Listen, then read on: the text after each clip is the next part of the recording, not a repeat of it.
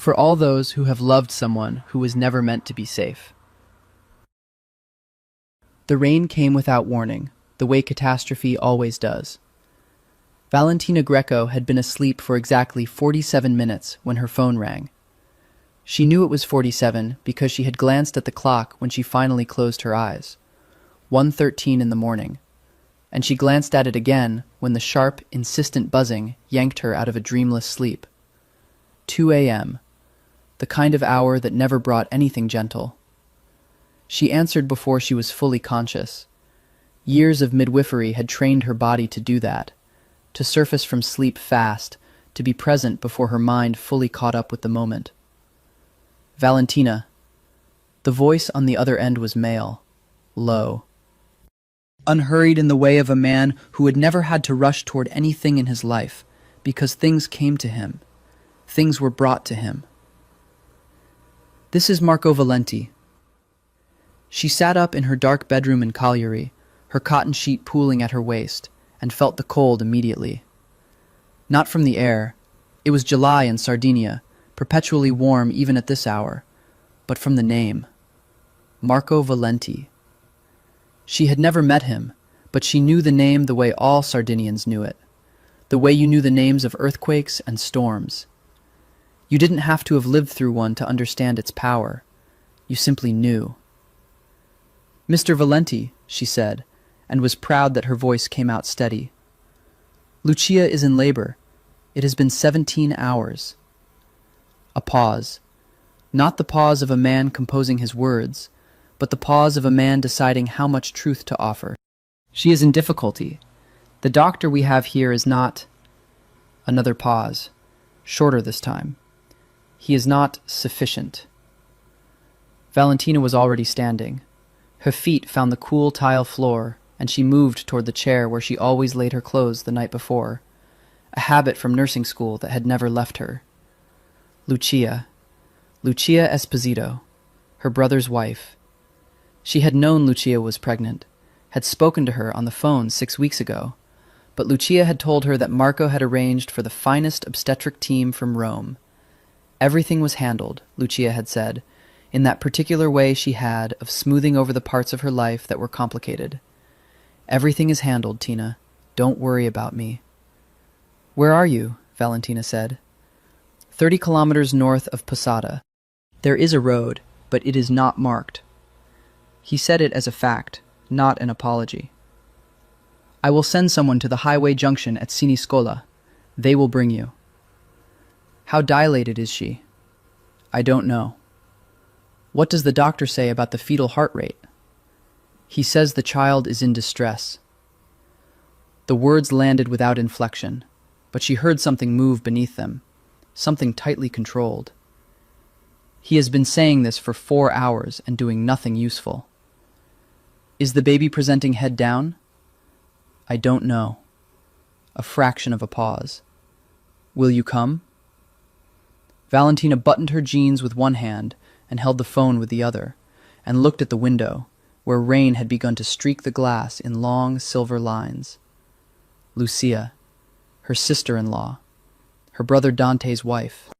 The woman who had laughed too loudly at their mother's table and eaten thirds of everything, and once stayed up until 4 in the morning with Valentina, talking about whether God was real and what it meant if he wasn't. The woman who was currently in a compound owned by Marco Valenti, and who was losing a birth. I'm coming, she said. She drove to the junction in her ancient Fiat with her birth bag in the back seat, the rain intensifying with every kilometer, and thought about what she knew of Marco Valenti. She was 31 years old and had been born on this island, and the knowledge of him was woven into the fabric of Sardinian life in a way that was difficult to separate from anything else. He was 38. He had inherited leadership of the Valenti family at 26 when his father died of a heart attack, or what was reported as a heart attack, and in the 12 years since, he had expanded the family's operations into Sicily, into Naples, into the port cities of the mainland, and most significantly, into the legitimate world. Shipping, construction, hospitality, import. There were hotels, there was a vineyard, There was a foundation that funded schools in impoverished villages across the island, which Valentina's mother approved of deeply, and which Valentina herself found complicated. And then there was this. 3 years ago, her brother Dante had married Lucia Esposito, who was, as it turned out, Marco Valenti's first cousin. Lucia's mother and Marco's mother were sisters. Lucia had grown up between Rome and Cagliari, had met Dante at a mutual friend's wedding, and had fallen in love with a structural engineer in the way of a woman who had been raised around power and had decided she wanted something quieter. Valentina had liked her immediately and unreservedly. She had never met Marco. He had not attended Dante and Lucia's wedding, though he had sent a gift, a set of olive wood kitchen implements and a bottle of wine from his vineyard, that Lucia had received with a complicated expression and said nothing about. The headlights of a large black vehicle appeared at the junction ahead of her, parked with the engine running, and Valentina pulled off the road behind it. The man who got out of the car was large, with a waterproof jacket and the kind of expressionless face that suggested it was permanently default. He did not offer an umbrella. He opened the back door of the black car and waited. "My car," Valentina said. "Leave it. Someone will move it." He said this without inflection. An instruction, not a discussion. Valentina looked at him. She was not a small woman, 5'6", broad-shouldered in the way of a woman who worked physical work. But he was large in a way that was not about physical intimidation. It was about certainty. He was certain she would get in the car. She was certain she would get in the car. She simply wanted to do it on her own terms. She reached back into her Fiat and took her birth bag, her phone, her second phone, the one she used for professional communications. The small photo of her mother she kept in the glove compartment, for reasons she could not have articulated. Then she got in. They drove north through the rain for 30 minutes without speaking, turning off the main road onto a track that was unpaved but smooth, graded stone that the car handled easily, and then through a gate that opened as they approached and closed silently behind them. The mansion materialized out of the darkness and the rain, the way things sometimes did in dreams, all at once, impossible to have missed, and yet also somehow surprising. It was built into a hillside, 3 stories of pale stone with deep overhangs and tall windows that glowed amber from within. Not a fortress exactly, but something that had been designed to be difficult to leave. Valentina did not wait to be guided.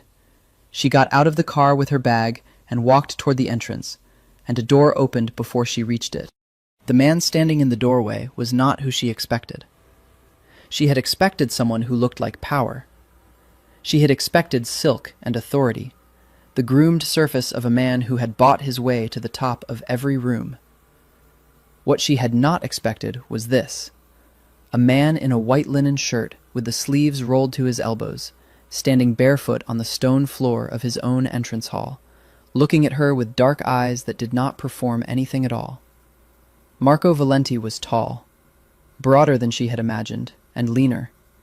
His hair was dark and slightly disordered, as though he had been running his hands through it, and his jaw was sharp under the kind of stubble that was not styled, but simply there. He was objectively arresting, in the way that certain landscapes were arresting.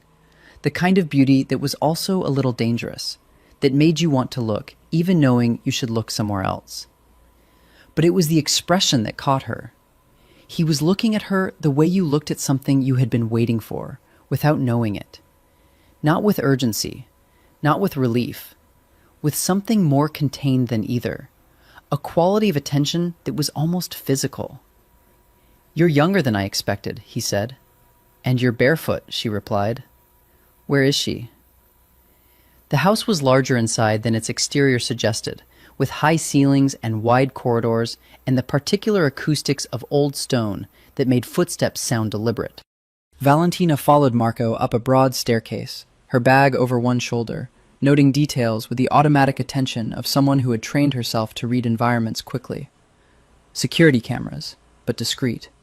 2 men she passed in the lower hallway who were not wearing guns openly, but who stood in the loose, ready posture of people who were. Art on the walls. Real art, she thought, not decorative prints. A smell of wood polish and something floral, jasmine or gardenia, drifting from somewhere. And then, through a closed door on the second floor, the unmistakable sound of a woman in hard labor. Valentina did not wait. She opened the door and went in. The room was large and well-appointed, with a hospital-grade bed that had clearly been brought in. It was too functional for the space, incongruous against the beautiful linen curtains and the tiled floor. And it was lit by two bright portable lights that someone had arranged around it. There were two people already in the room, a nurse who looked exhausted and frightened, and a man in his 60s who was, she presumed, the doctor, and who looked both defensive and relieved by her arrival, in a combination she recognized immediately. The doctor who has run out of competence and is waiting for someone else to take the blame or the credit. And there was Lucia. Lucia, who was 30 years old and had Dante's eyes in her memory, though they had nothing genetically in common. They simply both had that particular quality of openness, of being present without armor. Lucia, who was not like that now. Lucia was pale and sweating and gripping the metal rail of the bed with both hands, and when Valentina came into her field of vision, something complicated moved across her face. Relief, shame, love. The specific anguish of a woman who needed help and had not wanted to need it. "Oh, Tina," she said, "I'm here." Valentina was already setting down her bag, already moving to the side of the bed, already putting her hands on Lucia's arm in the specific pressure that meant, "I am present, I am competent, you are not alone. I'm here, talk to me."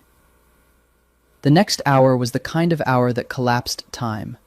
Valentina did her assessment, the doctor hovering, the nurse watching with something like awe, Marco Valenti standing in the doorway, which she could feel without looking at him, and found what she had feared.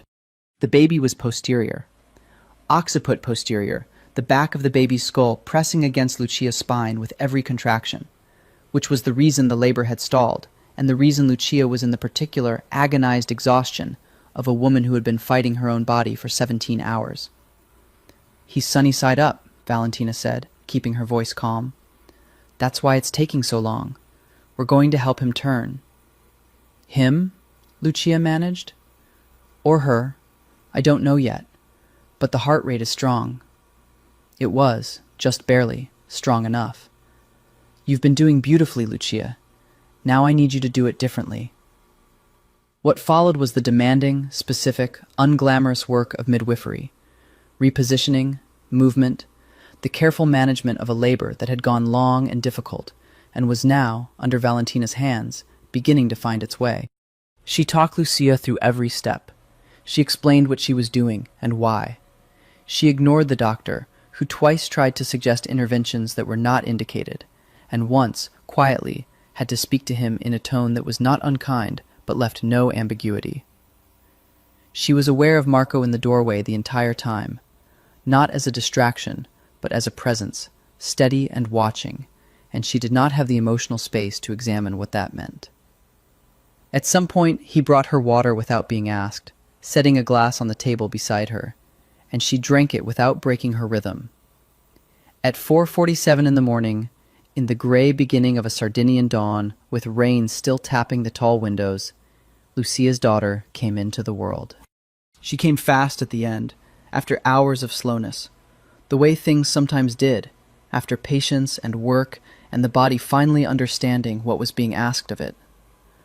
Valentina caught her with both hands, her heart doing what it always did at this particular moment, the same thing it had done at every birth she had attended in 9 years of practice, which was to perform a kind of involuntary expansion that she had never found the right word for. The baby cried, lusty, indignant, perfectly formed. Lucia made a sound that had no word in any language. Valentina placed the baby on Lucia's chest, made sure the cord was handled correctly, watched Lucia's arms close around this new person who had been so difficult to reach, and felt the familiar flooding of a feeling she never let herself examine too closely during births, because it would undo her. "She's perfect," she said. Lucia was crying. The nurse was crying. The doctor, to his credit, had the decency to look moved. Valentina became aware, at some point in the stillness that followed, that the doorway was empty. Marco had left. She stayed with Lucia for another hour, the afterbirth, the initial assessments, making sure that what needed to be stable was stable. She spoke with the nurse. She wrote brief notes. She drank the second glass of water that had appeared without her noticing, this one cold, with ice. When she finally stepped out of the room, pulling the door to behind her, the corridor was quiet. The pale light of early morning came through a window at the end of the hall. She leaned against the wall for a moment, letting herself just breathe, letting the accumulated tension of the last hours move through her and begin to release. She heard footsteps. Not hurried, not slow. The particular footfall of someone who walked as though the floor was certain beneath them. Marco Valenti came around the corner of the corridor and stopped when he saw her. He had a glass of something amber in one hand, and his shirt was still rolled at the elbows, and he looked at her with an expression she could not read. Something vast and still, like the surface of deep water. "Well?" he said. "A girl," Valentina said. 7 pounds, 2 ounces. Both of them are fine. He said nothing for a moment, just looked at her. "Thank you," he said. 2 words. She had been thanked after births in many ways, with tears, with embraces, with money thrust into her hands, with prayers in languages she didn't speak. She had been thanked with extravagance, and with quiet, and with everything in between. But something about the way this man said those 2 words, measured, direct, with the weight of someone who did not say things carelessly, went through her differently. "It's my job," she said. It was more than that. He looked at her, steady. "You should sleep. I'll have a room prepared." "I need to get back to Cagliari. The road is flooded. It has been since 2 hours ago." He said it without apology or emphasis, the way he said most things. "You're staying tonight. There's no discussion." Valentina looked at him. She was 31 years old and accustomed to being direct, and she was very tired, and she recognized when an argument was not worth the effort. "Fine," she said. "But I want breakfast before I leave tomorrow. Real breakfast, not hotel food." Something moved in his expression. If it was amusement, it was the most contained amusement she had ever seen. "I'll tell the kitchen," he said. She slept for 4 hours in a room that was the most beautiful room she had ever slept in, though she was too exhausted to appreciate it at the time. The bed was linen, and the curtains were silk, and the window, when she finally woke and pulled them open, looked out over a terraced hillside where olive trees stood in silver-green rows against a sea that was the color of pewter under the clearing sky. The rain had stopped. She stood at the window in the white shirt she'd found folded on the bed. Not her shirt, someone else's, clean and soft and smelling of nothing except laundering, and looked at the landscape and thought about what she was doing here. The answer was complicated in the way that most things involving Lucia were complicated. Lucia had married Dante, whom Valentina loved unreservedly, the way you love a sibling who has always been easy to love, steady, reliable, good-humored. Dante was an engineer who had built 3 bridges in Sardinia and a 4th in Calabria, and who collected vintage maps and made his own bread on Sundays. He was, in the simplest possible terms, a good man. And he had married Lucia, who was also a good woman, and who was also, through no fault of her own, connected by blood to one of the most significant criminal families on the island. It was not something Valentina spent a great deal of time thinking about, because it was not something she could change. She had her own life, her work, which she loved, her apartment in Cagliari near the sea, modest and cluttered with books, her friendships, her patience, the daily satisfying difficulty of her profession. What she had not had, in a long time, was the particular awareness she was currently experiencing of another human being's presence. She put that thought away, firmly, with both hands.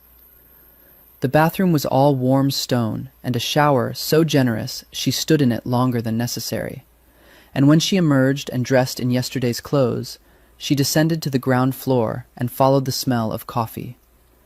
The kitchen was large and professional, with a woman of 60 or so moving efficiently through it, who looked up when Valentina entered, but did not stop moving.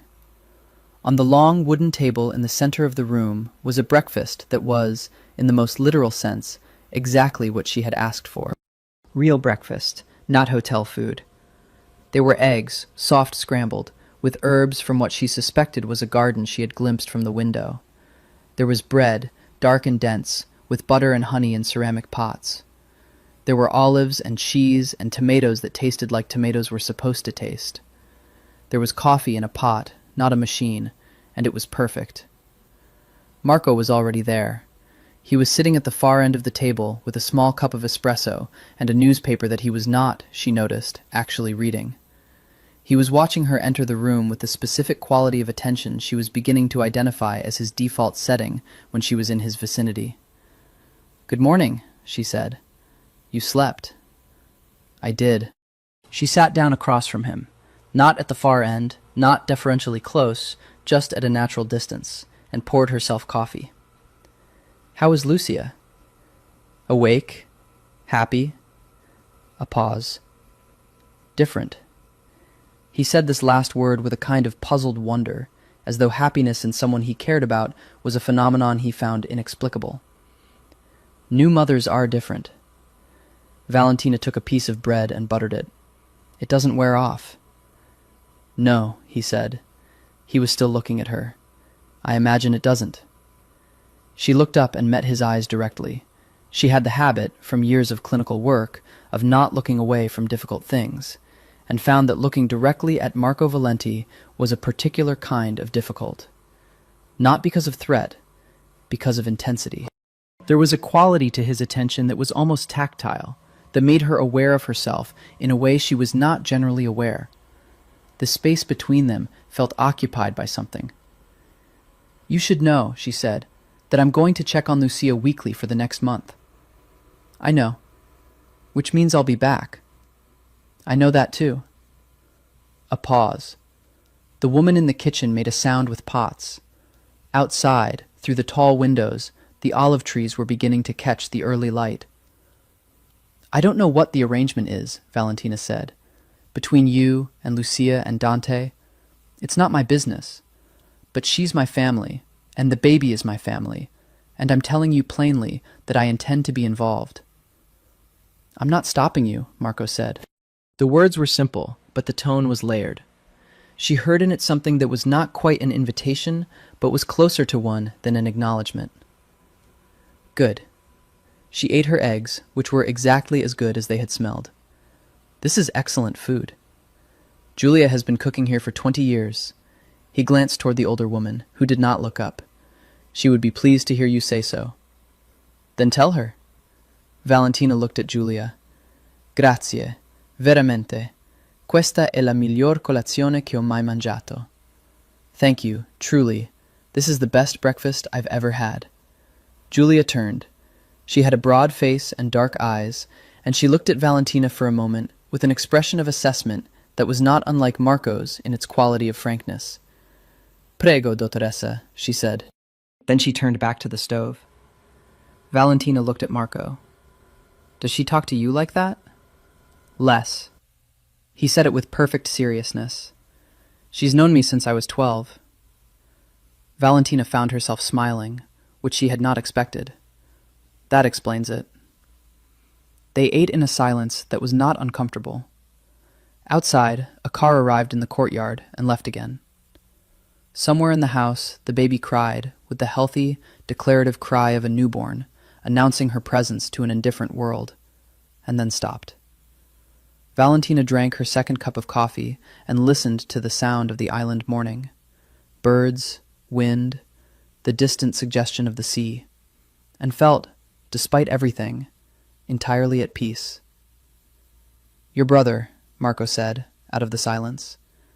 "He doesn't know you're here." It was not a question. "No," she said. "I didn't have time to call him. I'll call when I get back." "He'll want to come." "Yes." "The road will be clear by noon."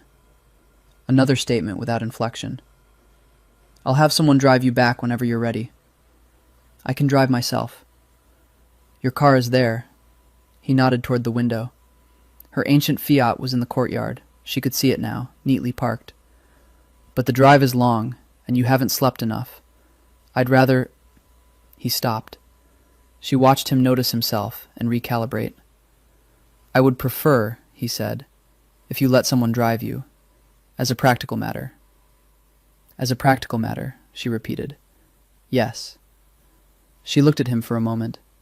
At the sharp jaw and the dark eyes and the white linen shirt and the particular way he held stillness, as though movement were something he only bothered with when it was necessary. Fine, she said, but I drive my own car. He considered this. Agreed, he said. Dante cried. He was not a man who cried easily. He was the kind of person who absorbed difficulty inward, processing it slowly and alone. But when Valentina called him from the road with the windows down and the sea on her left side and the sun finally burning off the last of the rain, she told him about the birth and about the baby and about the fact that Lucia was fine, and he was silent for a long moment, and then she heard it, the specific catch in a grown man's throat that meant something had broken through. She didn't tell me, he said. I didn't know she was in difficulty. She said everything was fine. She said, Lucia was protecting you, Valentina said gently. She does that. It's a habit.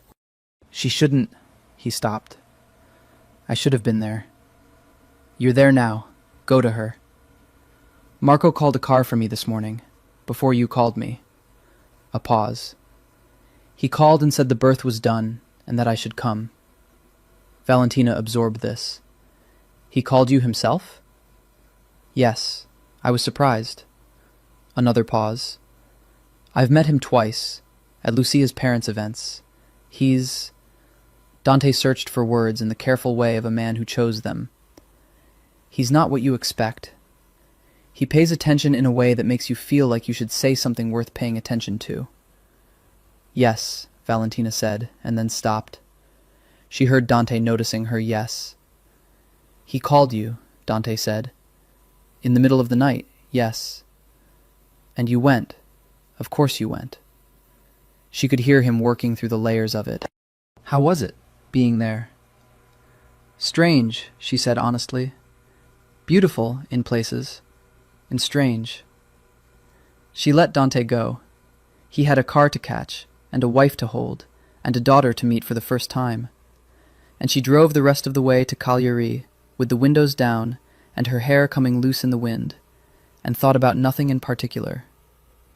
Her phone rang when she was 20 minutes from home. The number was unknown. Dr. Greco? His voice.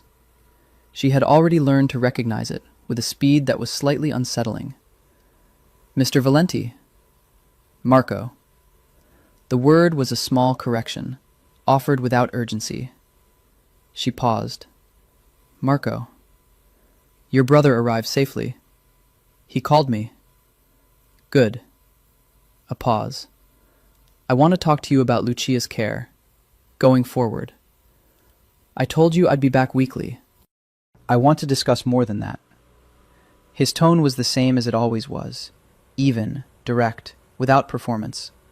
But she heard something beneath it that she recognized from the morning, from the breakfast table, from the way his expression had shifted when she said she would be back. Would you consider being her primary practitioner? For the postpartum period and beyond? I'm a midwife, not an OBGYN. You know better than I do what you are. I'm asking if you'll take the case. Valentina drove in silence for a moment. The sea was on her left, brilliant now in the full morning sun, and the coast road was clear and winding and familiar, and she was thinking about the practical complications of what he was suggesting, and also about the other, less practical complications. There are protocols, she said, things I'd need in place, medical backup, emergency access. Whatever you need. I work on my own terms. I understand that. I'm not part of your staff, Marco. I'm not someone you can direct. A pause, longer this time. I know what you are, he said. And the way he said it, quiet, certain, with that particular quality of attention he brought to everything, moved through her like a current. She pulled her car to the side of the coast road and sat with the engine idling and the sound of the sea coming through the window and thought about Lucia, who was lying in that stone house 30 kilometers north of Posada, with her daughter on her chest and her husband beside her. Thought about what it meant to be needed, what it meant to have done something real. "I'll come back Tuesday," she said. "We'll discuss the terms then." "I'll be there." She ended the call and sat for another minute looking at the sea. Then she pulled back onto the road and drove home. Tuesday came. The drive north was different in daylight, without urgency, without rain. The island showed itself generously. The inland hills with their granite outcroppings, and the maquis scrub already dry and fragrant in the July heat. The occasional village with its old stone and its shuttered siesta windows.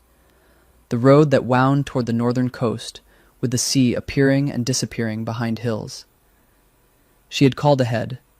The gate opened as she arrived. Marco met her in the entrance hall, and this time he was wearing shoes.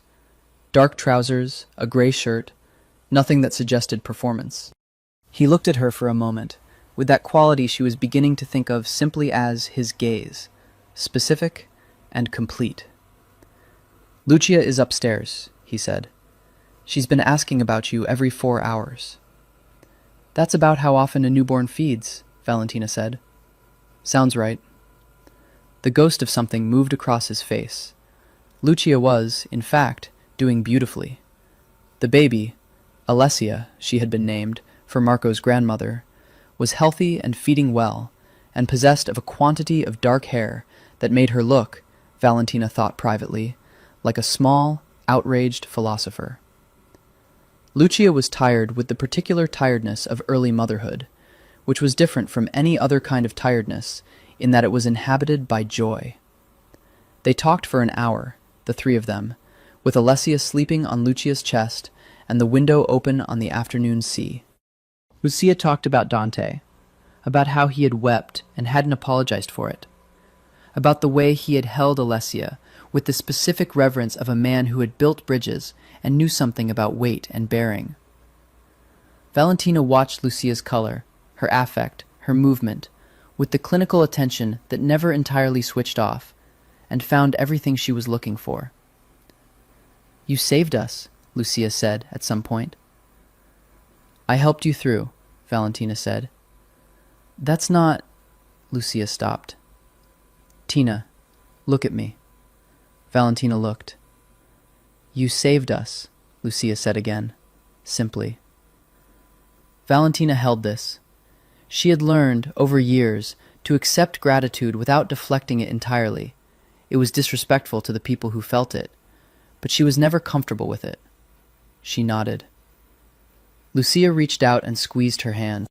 Downstairs, after, Marco was waiting in a room she hadn't seen before.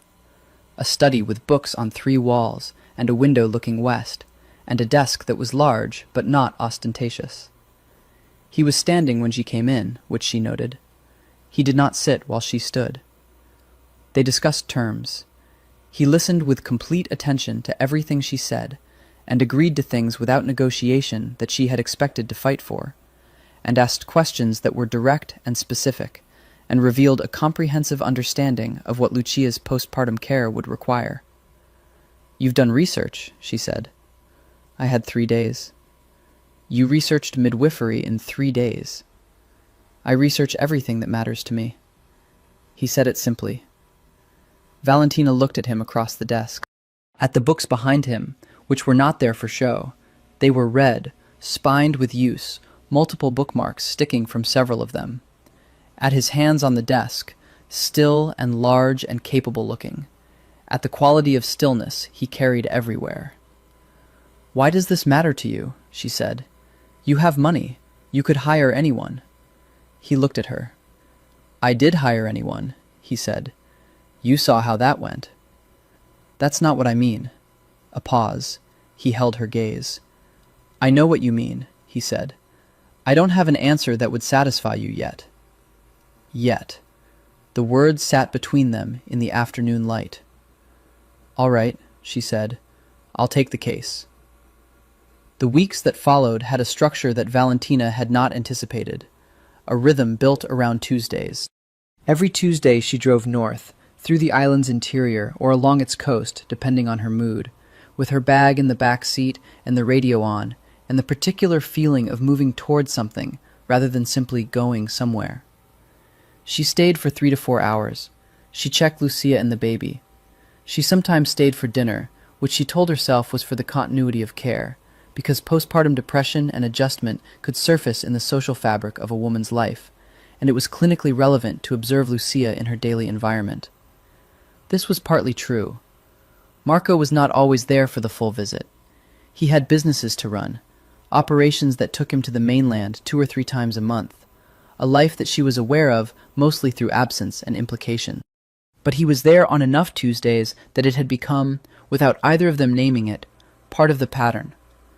He would appear somewhere during her visit, sometimes at the beginning, sometimes at the end, sometimes, increasingly, in the middle. He would come into the room where she and Lucia were talking and seat himself in the far chair and listen, without contributing unless directly addressed, which at first she found territorial and then, gradually, realized was not that at all. He listened. He was interested. He was the kind of man who considered other people's conversations worth attending to. After her 3rd visit, he walked her to her car. It was early evening, the light going golden and long, and the olive trees on the terraced hill were a solid mass of silver-green shadow, and the sea was pink at the edge of the world. "She's adjusting well," Valentina said, meaning Lucia. "Yes." He looked at the sea. "Dante is talking about moving closer, finding something in the north, near here." He mentioned that. She unlocked her car. "He'd like it. He's happier near the coast." "And you?" The question was direct, without prologue. "I live in Cagliari." "I know." He turned from the sea to look at her. "Is that an answer?" She considered him. The evening light on the side of his face, the specific architecture of his attention. "I'm asking if you're happy where you are." "Clinically," she said. Something moved in his expression. "No." She opened the car door. "You know very little about me," she said. "I know you're 31. I know you trained in Florence and Rome before coming back to Sardinia. I know you work primarily with high-risk pregnancies, and you have a success rate that most obstetricians would find embarrassing to be surpassed by. I know you have a cat named after a Roman emperor." "How do you know about the cat?" "Lucia, she talks about you constantly." He said this without apology.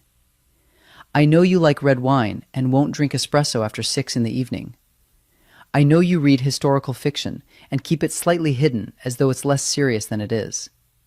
He paused.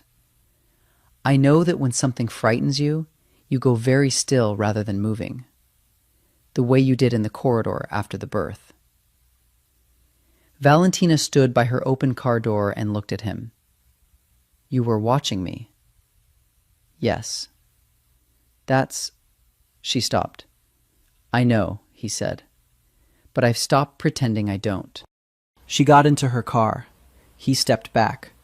She started the engine and pulled around the courtyard and out through the gate, and drove for 20 minutes in complete silence before she allowed herself to have any coherent thought about what had just happened. He had been watching her. He had catalogued her. He had said it without shame or manipulation, the way a man stated a fact that had become too large to keep quiet. And there had been nothing threatening in it. It had been, if anything, disarmingly honest, the specific honesty of someone who had decided that pretense was more expensive than truth. She pulled over on the coast road and sat for a moment with the engine running and the evening sea filling her windshield. Then she called her friend Sarah, who was a nurse in Cagliari and also the most direct person Valentina knew. "There's a man," she said. A pause. "I need more than that," Sarah said. "I know." "Is he dangerous?" Valentina thought about this, about Marco standing barefoot in his entrance hall at 2 in the morning, about the way he had brought her water during the birth without being asked. about the single word, yet, and what it had suggested about his relationship with time. "Probably," she said. "For you specifically?" "I don't know," she said honestly. "That's the problem."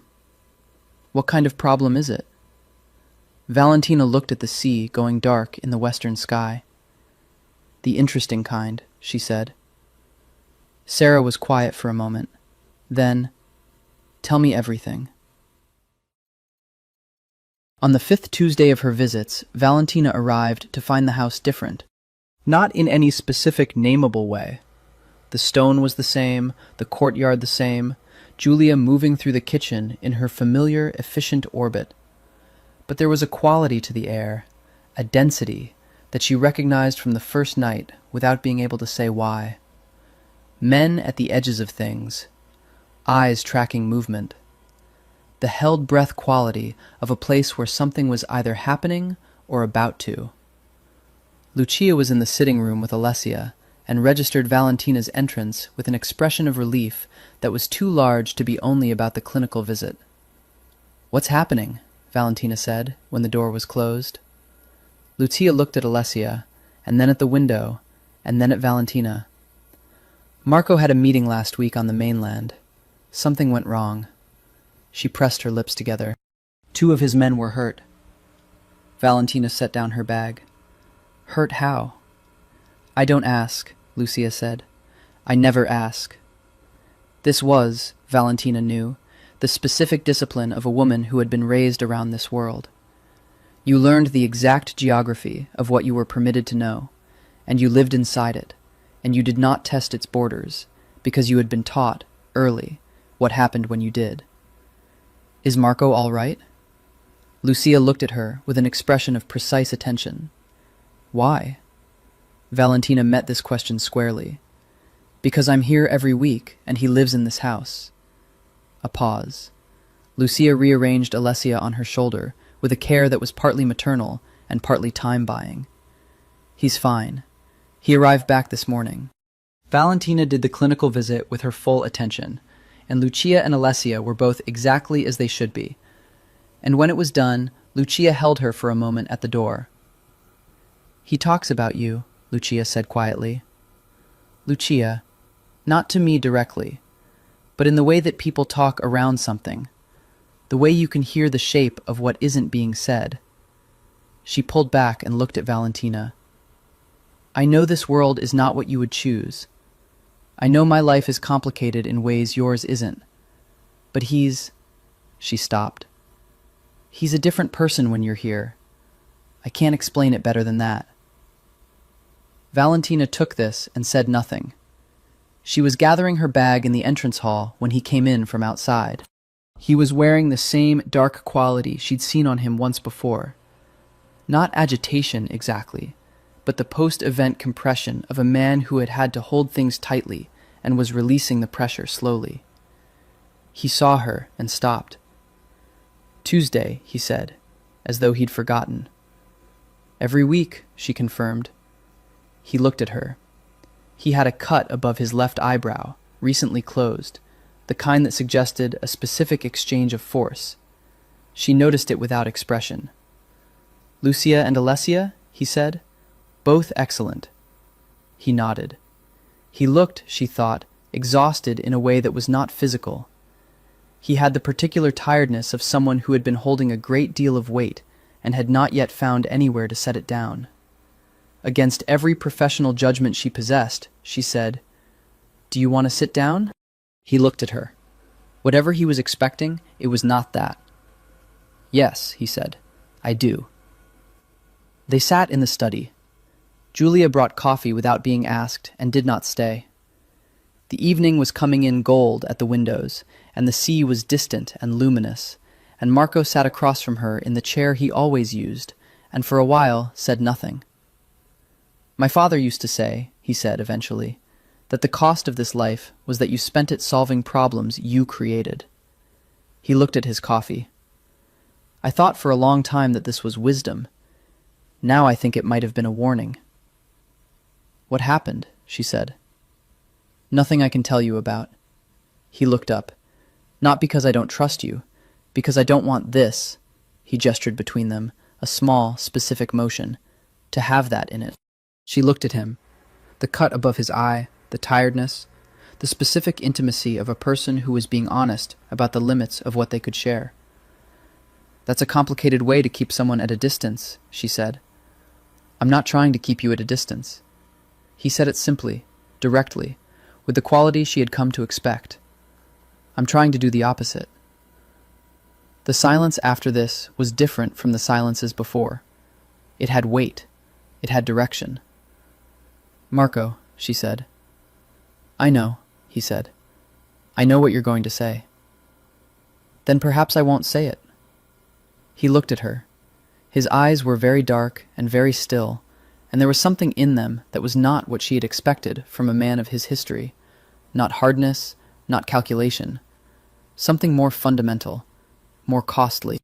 Stay for dinner, he said. She should have said no. She had a 90-minute drive and an early morning patient, and she should have said no. All right, she said. They ate at the long table in the kitchen, with Julia moving about them like a benign planet in its own orbit, serving and then disappearing. And Lucia and Dante were there. Dante had been coming more frequently, staying longer, and the northern coast was beginning to feel less like a destination and more like a home to both of them. And the baby slept in a bassinet nearby with the imperturbable gravity of the very recently born. The conversation at the table moved the way good conversation did, without effort, without agenda, touching and releasing and returning. Dante talked about the bridge project in Calabria, which was having funding complications. Lucia talked about a documentary she had been watching about Ottoman Constantinople. Marco asked Valentina, out of what seemed to be a genuine and specific interest, about the history of midwifery, when it had professionalized, how the role had changed, where the conflicts with obstetrics had originated. You're asking because you want to understand why I do what I do, she said. I'm asking because I'm interested in the work. He poured wine for her before pouring his own. She noticed this. But yes, both. Because you want to understand me? I want to understand everything about you. He said it with the same directness he brought to everything, without coyness, without performance. Across the table, Dante's expression showed that he had heard this and was deciding what to do with it. Valentina held Marco's gaze. That's a comprehensive ambition. I have time. Dante made a sound that was almost a laugh and converted it into a sip of wine. Lucia looked at the ceiling. My brother is sitting right there, Valentina said. I know, Marco said.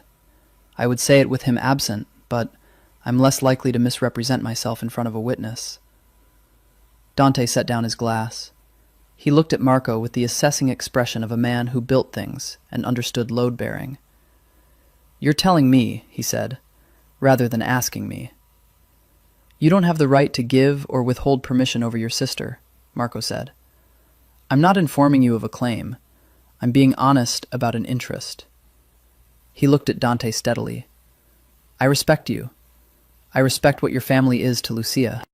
I'm not asking for approval, but I'm not hiding either.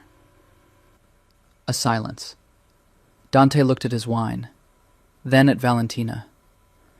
Well, he said to her. Don't look at me like that, she said. I'm your brother. I'm allowed. What does that expression even mean?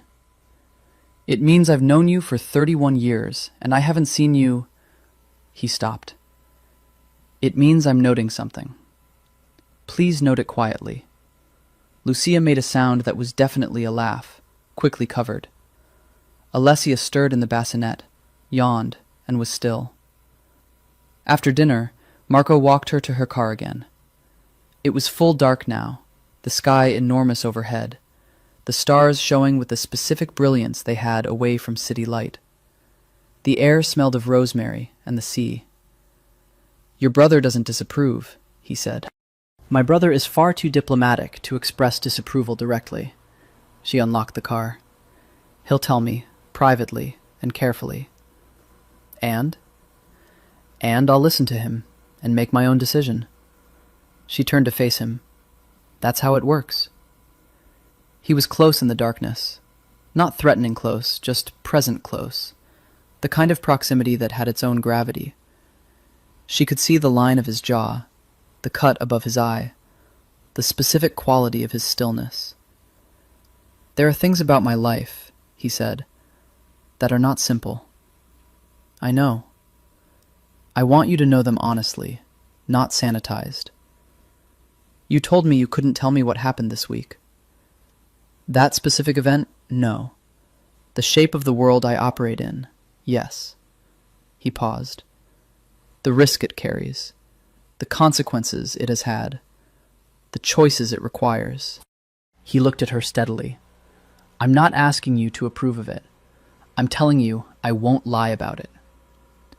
Valentina stood in the dark of the Sardinian night and looked at this man who was offering her, with complete clarity, something that was not safe, but was at least honest, and felt the specific pull of it, not toward danger, but toward truth. "All right," she said. "All right to which part?" "All of it. Tell me." She paused. "Not tonight, but tell me." He nodded. He stepped back. He let her get in the car without reaching for her, without any gesture that would have been a pressure. And this restraint, she recognized it with a kind of clarity. This was the most deliberate thing he had done. She drove home in the dark and arrived at her apartment at midnight and stood in her kitchen feeding Caligula, who was a large orange cat named for the worst emperor in Roman history for reasons that were now self-explanatory, and thought about honesty. She thought about the difference between knowing something was complicated and letting the complication be true. She thought about the specific texture of Marco Valenti's silence and how it was different from every other silence she had known. Then she went to bed and lay awake for precisely 40 minutes, thinking about nothing in particular. He took her to the vineyard at the end of August. Not the North Coast compound. The vineyard was inland, in the Ogliastra region, in the middle of the island where the hills rose steeply from the sea and the soil was dark, and the Cannonau grapes grew in the specific manner of things that had grown somewhere for so long they had become inseparable from it. The estate was smaller than the northern house, less conspicuous, less guarded, more private in the genuine sense of a place that had been loved and lived in, rather than secured. He drove her himself, which she had not expected. She had assumed there would be a driver, one of the silent, capable men she'd come to recognize as fixtures of his world. But he came to collect her from Cagliari in a car that he drove himself, and when she got in, he said, "I thought you might want to see it in the right light. Morning is better." "You came to Cagliari to collect me, rather than having someone else do it," she said. "Yes." She considered this as they left the city. "That took you 2 hours round trip." It did. She looked out the window. Marco. Valentina. "Are you always this deliberate?" He was quiet for a moment, turning south on the road that would take them inland. "Yes," he said.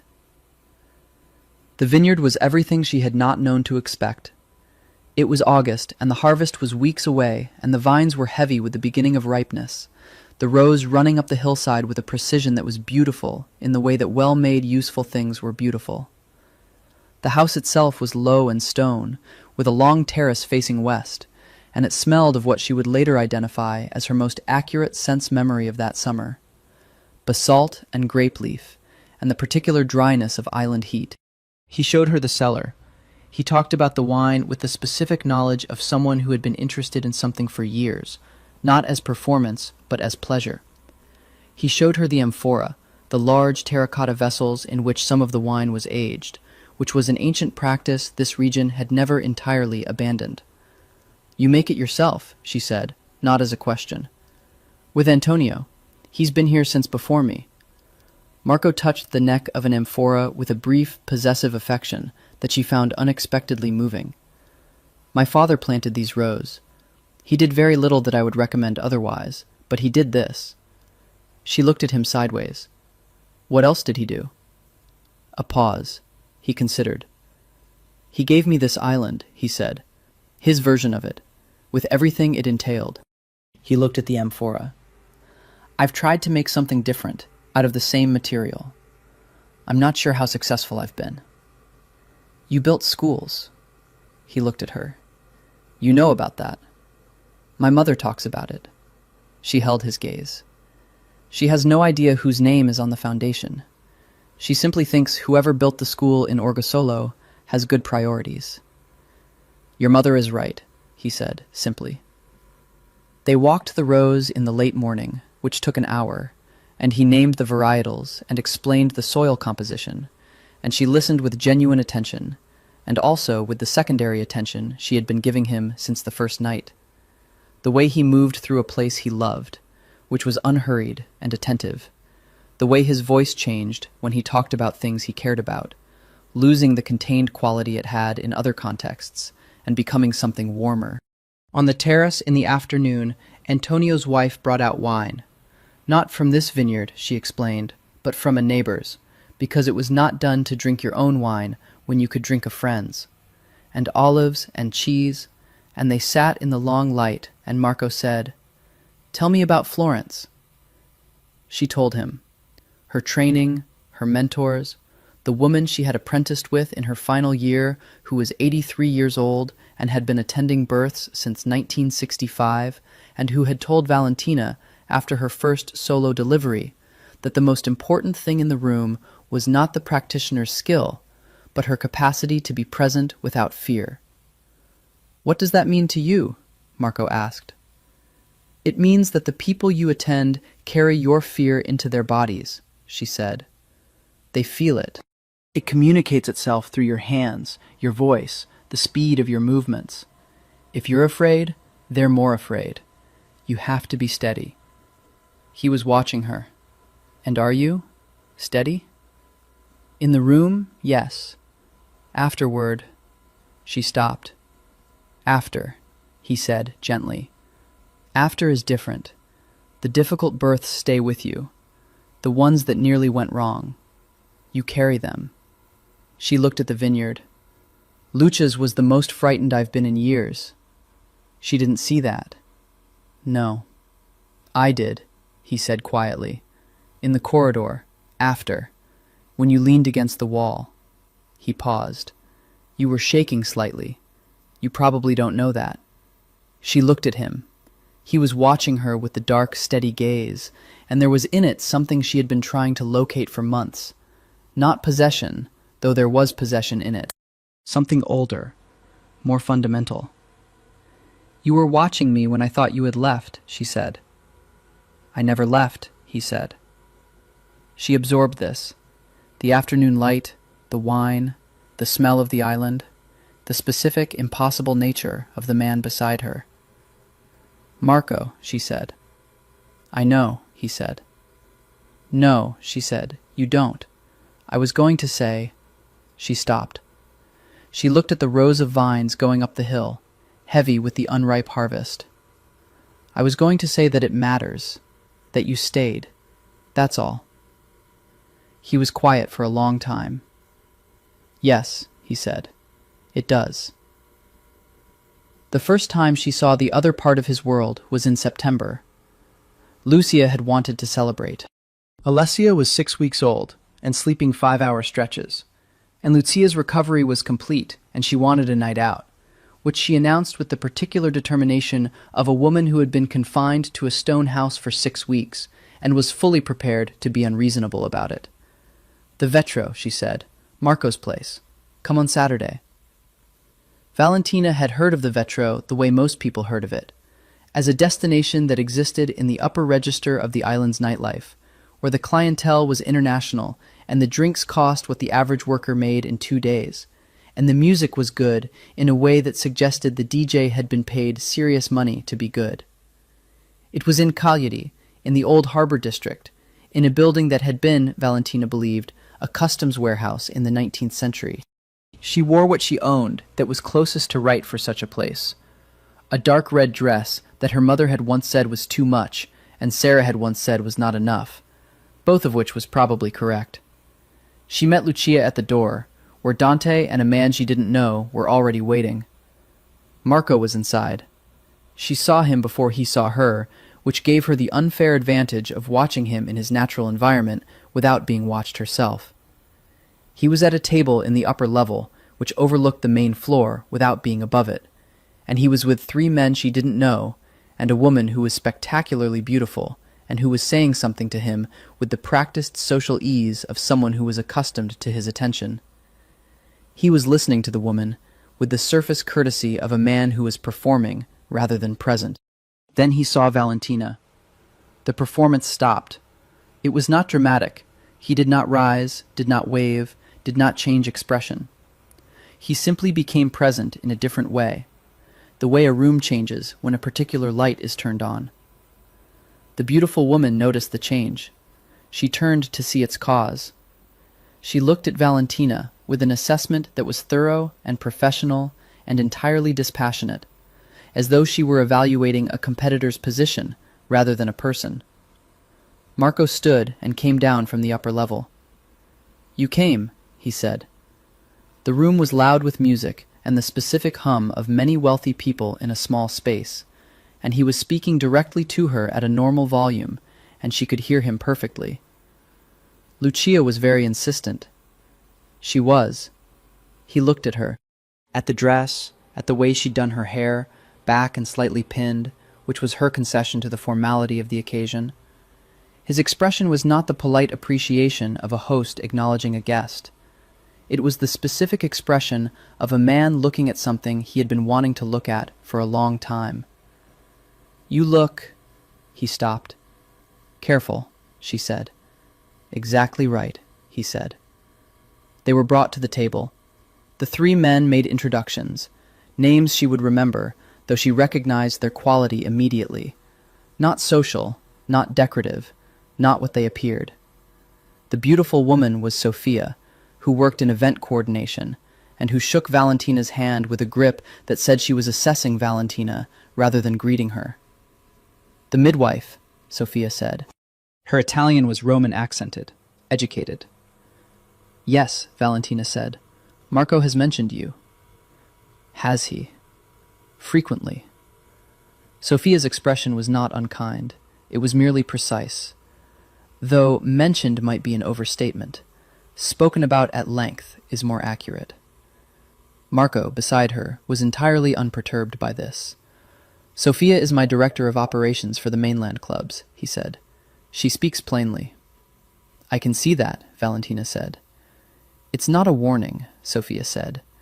"I just wanted you to know, in case it was useful to you." And then she moved on to speak with someone else, with the practiced elegance of a woman who said what she had to say and did not require a reaction. Valentina looked at Marco. "She's interesting. She's known me for 10 years. She's entitled. To tell me you talk about me frequently?" "Apparently." He did not look remotely embarrassed. "Would you like to dance?"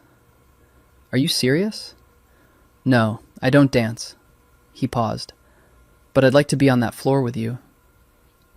This was the most irrational sentence he had said to her, and she believed it completely, and found herself standing and following him to the floor below. They didn't dance exactly. They moved together in the way people did in crowded rooms, close, responsive to the music without performing, and she was aware of his hand at the small of her back and the specific degree to which she was not objecting to it. "Sophia," she said, against the music. "What about her?" "Were you and she ever—" "No." Direct, immediate, without irritation. "She would tell you the same. She has a wife. They have a house in Liguria and 3 dogs. He paused. "She's one of 2 people I trust completely." "Who's the other?" He looked at her. "Not yet," he said. She would think about that "not yet" later, lying in her own bed, in her own apartment. The implication of it. The patience. The night went long, and the music shifted registers, and Lucia danced with Dante in a way that suggested the night away was doing everything she had needed it to do. At some point, Valentina found herself at the bar with Marco, not because they had decided to go there, but because the crowd had moved, and they had moved with it. And they were standing close, with the bar behind them, and the room spread before them. And he was not touching her, but she was aware of the possibility of it, like a weather system. I don't want to be a complication in your life, she said. He looked at her steadily. Then don't be. You know what I mean. I do, he said, and I'm telling you that you're not a complication. You're the absence of one. He paused. Everything before you has been complicated. She looked at him. The bar light was low and gold, and in it he was devastatingly present. The specific, dangerous beauty of him not reduced, but somehow more accessible, as though the night had stripped one layer of the surface. That's a significant thing to say, she said. I know. He did not look away. I've been thinking about it for 3 months. I'm confident. October came with the first real cold. Not Italian cold, but island cold, which was different. The kind that came off the sea sideways and said, I was here before you, and I'll be here when you're gone. She was in the north on a Wednesday. Not her Tuesday, but an extra visit because Lucia had called with a concern about breastfeeding that turned out to be minor, but which Valentina came for anyway. When Marco arrived back from the mainland in the late afternoon, came through the door, saw her in the sitting room with Lucia and Alessia, and stopped. You're here, he said. She had a concern, Valentina said. It was nothing, Lucia added quickly. He sat down. He did not go to change or make phone calls or tend to whatever the mainland had required of him. He simply sat down across from them and let the afternoon settle. Later, Lucia took Alessia upstairs for feeding and bed, and Dante was not yet arrived from his work, and Valentina and Marco were alone in the sitting room, with the wind from the sea coming against the windows. Tell me, she said. He looked at her. You said you would, she said. The shape of it, not the specifics, the shape. He was quiet for a moment. Then he leaned forward with his elbows on his knees and looked at the floor and then at her. My father was not a good man, he said. He was effective and intelligent, and he had a quality of command that I have inherited, and for which I am not grateful. He built something that made our family safe and wealthy and powerful, and it was built on things I won't detail. When he died, I was 26. There were people who expected the structure to collapse, but it didn't. No. He looked at his hands. I made choices. Some of them I would make again. Some I have tried to undo, with varying success. The world doesn't clean easily. He paused. There are things I control and things I'm responsible for that operate outside the law. I won't pretend otherwise. There are men who work for me who are dangerous. There is money that comes from places that are not clean. There have been confrontations. He looked up. I have never hurt anyone who was not a threat to someone I was responsible for. Valentina sat with this. Have you hurt anyone? Yes. Killed anyone? A long pause. Yes. She held his gaze. This was the moment she had known would come, had been building toward, had kept herself slightly in reserve for. This was the truth he had said he would not sanitize. She could feel her own heartbeat. Did they deserve it? She said. The question came out differently than she expected, not as a moral judgment, but as a genuine inquiry. He looked at her with something that was almost surprise. That's what you ask? It's what I need to know. He considered this. By my moral calculus, yes. By the law, no. By God's, he paused. I don't know what God thinks of me. I expect I'll find out eventually. She was quiet. Outside, the October wind moved around the house with the specific persistence of Sardinian weather. I'm not asking you to excuse it, he said. I'm not asking you to find it acceptable. I'm telling you because you asked, and because I said I would, and because... He stopped.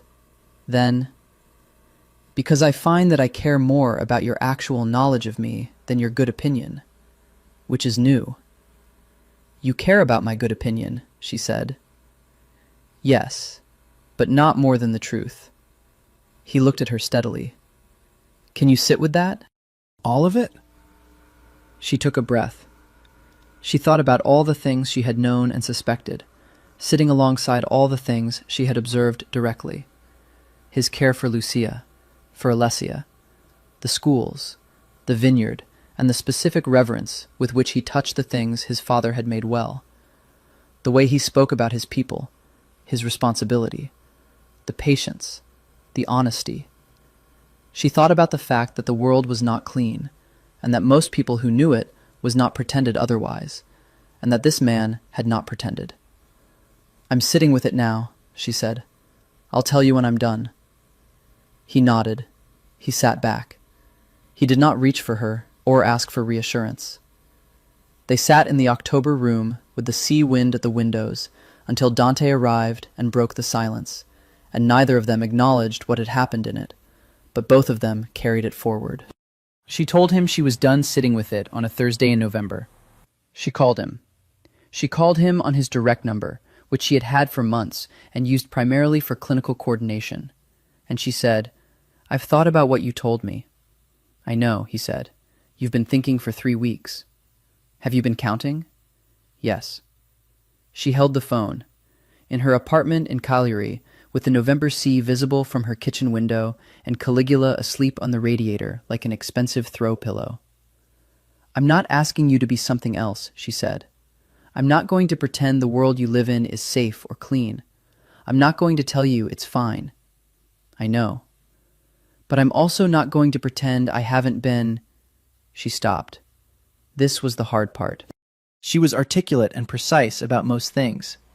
This was harder. That this hasn't become something I think about extensively. A pause. "Valentina, I'm telling you I'm not running," she said. "That's the thing I'm telling you."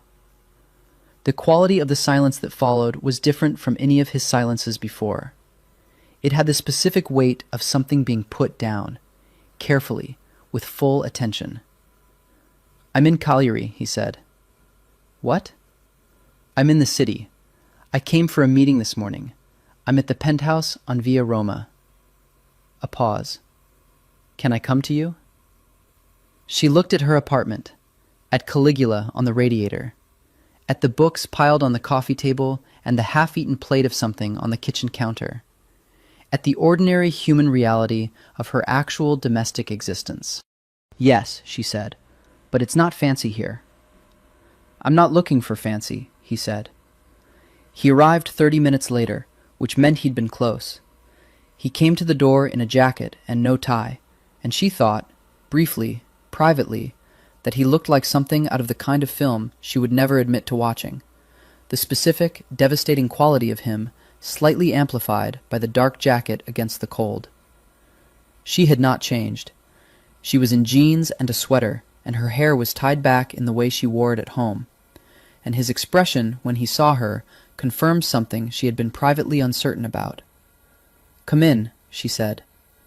He came in and looked at her apartment with the same quality of attention he brought to everything, not assessing its value, but reading it the way you read a text. The books. The large corkboard in the hall, covered in case notes and professional reminders, and one photograph of her mother. The cat, who opened one eye and decided Marco Valenti did not warrant moving for. "He's judging me," Marco said. "He judges everyone. He was named for a reason." She went to the kitchen. "Tea? Or something stronger?" "Tea is fine." She made it and brought it, and they sat on her small sofa. Her apartment was not large, and the sofa was the kind that made proximity unavoidable rather than chosen. With the November sea outside the window, and the silence was the most comfortable silence they had yet had together, which she thought said something. "I want to ask you something," he said. "Ask." "What do you need from me, specifically?" He looked at her. "Not romantically, practically. What would it take for you to trust this enough to let it be real?" She looked at him for a long moment. "You keep asking me questions that require an answer I've been thinking about for a while. Because I know you think carefully, and your careful answers are the ones I want." She turned her teacup in her hands. Honesty, she said. Always. Even when it's difficult. Especially when it's difficult. She paused. I don't need your world to be safe. I need to know what I'm actually in. You'll have it. I need to be able to say no. To anything. You've been saying no to things for months, he said. And nothing has changed. That's already established. She looked at him. And I need... She stopped. This was the hardest one. I need to matter. Not as a possession. Not as something to be kept or protected because you've decided I belong to you. I need to matter as a person who is here because she chose to be. He was very still. I know the difference, he said quietly, between a woman who is there because she has no alternative and one who is there because she wants to be. I have spent my life surrounded by the first kind. I am aware, his voice changed very slightly. I am acutely aware of how different you are. Valentina set down her tea. She leaned forward and kissed him. Not tentatively, not with the specific caution of a person hedging against consequence. She kissed him the way she had been thinking about kissing him for 3 months, with her full attention, and his response, immediate, complete, and controlled in a way that was somehow more devastating than the loss of control would have been, told her everything she needed to know about his patience and what it had cost him. When they separated, he rested his forehead against hers. His hands were at her face. He was breathing slightly harder than usual. Valentina, he said. Marco. I've been... He stopped. She felt him searching for words, which was unusual. I've been waiting for you to decide, for longer than I've waited for anything, and I'm extremely patient. I know, she said. I need you to understand. He pulled back enough to look at her. His eyes were dark and absolutely present. What this is to me. What you are. Tell me, she said. I don't have the right language for it yet, he said. But I will. I have time. She looked at him. At the man who had come barefoot to a door at 2 a.m. and brought her water without being asked, and waited for her to decide. You have time, she agreed. December arrived, and with it, something she had not anticipated. His name was Riccardo Fabbri. He was 45 years old, he was from Naples, and he arrived in Sardinia in the 2nd week of December, like a weather system that everyone had noticed on the forecast and hoped would track differently. He was, as far as she could gather from Lucia's careful, not-quite explanations, and Dante's quieter-than-usual demeanor, a man with whom Marco had a history that predated the current shape of his business operations, a man who had been, at some point, an ally, and who was now something else. She knew this because Marco told her. He had kept his word about honesty. Not in exhaustive detail, there were operational things he protected her from by design, and she respected the design, but in shape and direction. When something important was happening in the world around him, he told her the outline. Fabbri was the outline. He wants a meeting, Marco said. They were in the northern house. The olive trees outside were winter bare, and the sea had gone gray, and the quality of the air had the specific tension she now recognized as the feeling of his world when it was turning. About? Consolidation. He said the word with a flatness that contained dislike. He has been buying influence in shipping routes I control. He wants to formalize an arrangement. He paused. I don't want to formalize an arrangement. Then don't. It's not entirely simple. He looked at the window. He has information about a period of our operations 5 years ago that he could use in ways that would be inconvenient. Leverage. She understood what that meant without him having to elaborate. What kind of inconvenient? Legal. He looked at her. Nothing that would... He stopped. It would be managed, but it would be costly and disruptive, and it would require attention I would rather give elsewhere. He paused. He knows this. She absorbed this. Where does it leave you? negotiating from a position I don't like. He said this without drama, as a man acknowledged an inconvenient reality. I know how to do it. I've done it before. But Fabry is... He paused. He's the kind of man who enjoys having something over people, who takes pleasure in the position rather than the outcome. He sounds like someone who had a difficult childhood, she said. Marco looked at her. That's not sympathy, she said. That's just... When people need power that badly, it usually starts early. You extend understanding to everyone, he said. Not a criticism, a kind of wondering. It doesn't mean I excuse anything, she said. I just like to know why. He was quiet for a moment. There's something else, he said. Tell me. Fabry knows about you. He said it without prelude. He has people who gather information. He knows you've been here. He knows what... A pause. The shape of what this is. The room was quiet. She held this information and felt its weight. Is that a threat? She said. It's not an active threat. It's a card. He looked at her directly. I'm telling you because you need to know. And because I'm taking steps. You won't be unguarded. You won't even know... He stopped. Marco, she said, I don't want to be guarded without knowing. He looked at her. All right, he said. A man named Enzo will be nearby. He drives a gray Alpha. He won't approach you unless something requires it. She thought about this, about the specific reality of what it meant to be in the life of a man like Marco, the way security and danger were the same side of the same coin. Fine, she said. You're not alarmed, he said. I am alarmed, she said honestly. I'm also not going to pretend I didn't know this world existed when I chose to be in it. He stood up and came to her. He stood close, not touching her, the specific quality of his presence that was itself a kind of contact. Nothing is going to happen to you, he said. You can't promise that. No, he said, but I can make it very unlikely. He paused. And I will. She looked up at him. I know, she said. I know you will. The meeting with Fabry was arranged for mid-December in Cagliari at a hotel.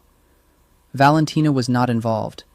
She went about her work, her patients, her Tuesday visits, the December rhythm of the island, and the gray Alpha appeared peripherally in her days without intruding, and she adjusted to it with a practicality that would have surprised her former self. What she did not anticipate was running into Fabry directly.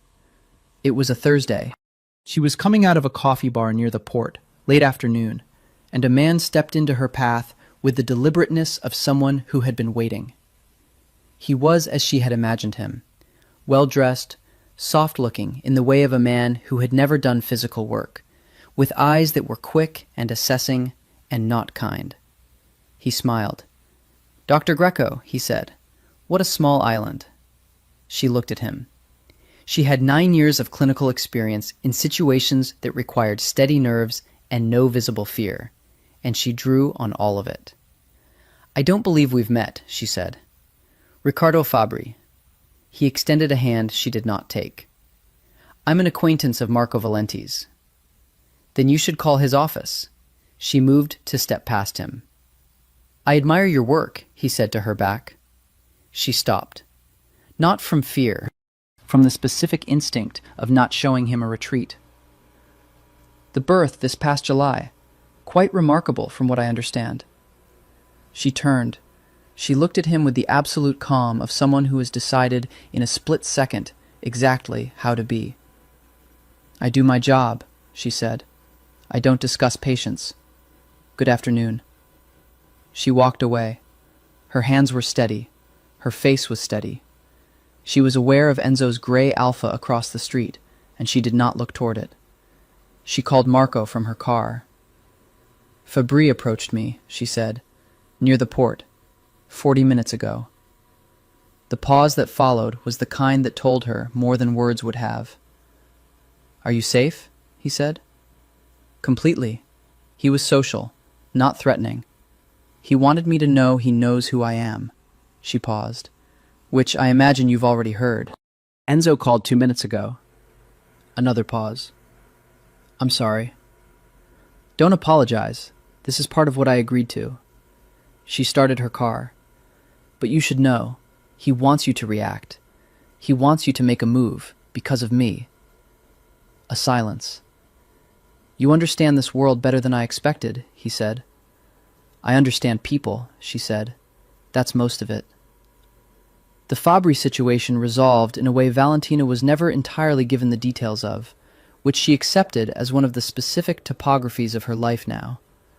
Marco met with him twice in December and called her after the second meeting with the particular quality in his voice that she had learned to identify as the relief of a man who had managed something without having to resort to the things he would prefer not to resort to. It's handled, he said. How? Expensively, he said, and boringly. She laughed, and the sound of it on the phone seemed to do something to him.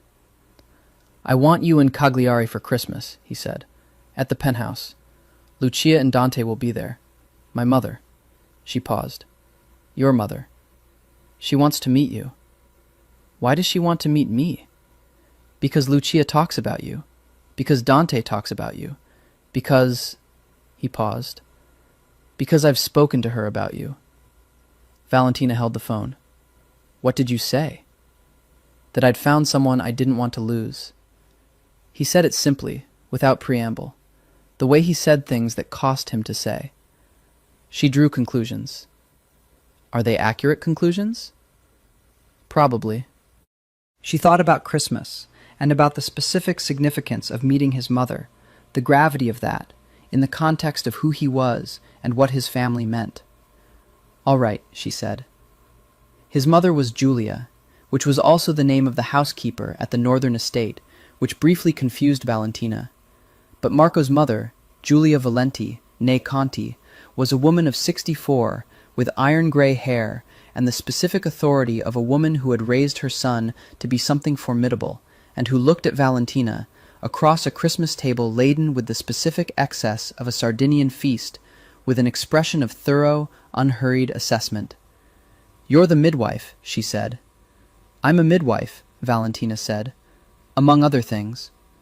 Among other things, the older woman repeated. Her Italian was Cagliaritan, broadened by decades. What other things? A person, Valentina said. Mostly. Giulia Valenti looked at her for a long moment. Then she looked at Marco, who was watching this exchange from the end of the table with the expression of a man who has placed something valuable on a table and is watching the adjudication with absolute stillness. Then she looked back at Valentina. Good, she said. My son needs someone who is a person. He has spent too long surrounded by people who are only what they're useful for. She reached for the bread. Eat. You look like you work too much. I do work too much, Valentina said. So does he. You'll be terrible for each other's schedules. She said this with the satisfaction of someone delivering welcome news. More wine? Marco, at the end of the table, closed his eyes for exactly 1 moment. Lucia, beside Valentina, was trying very hard not to make a sound. The dinner went 3 hours, the way Sardinian Christmas dinners did, with the table accumulating dishes and bottles and conversation and the specific accumulated heat of people who knew each other and were comfortable together.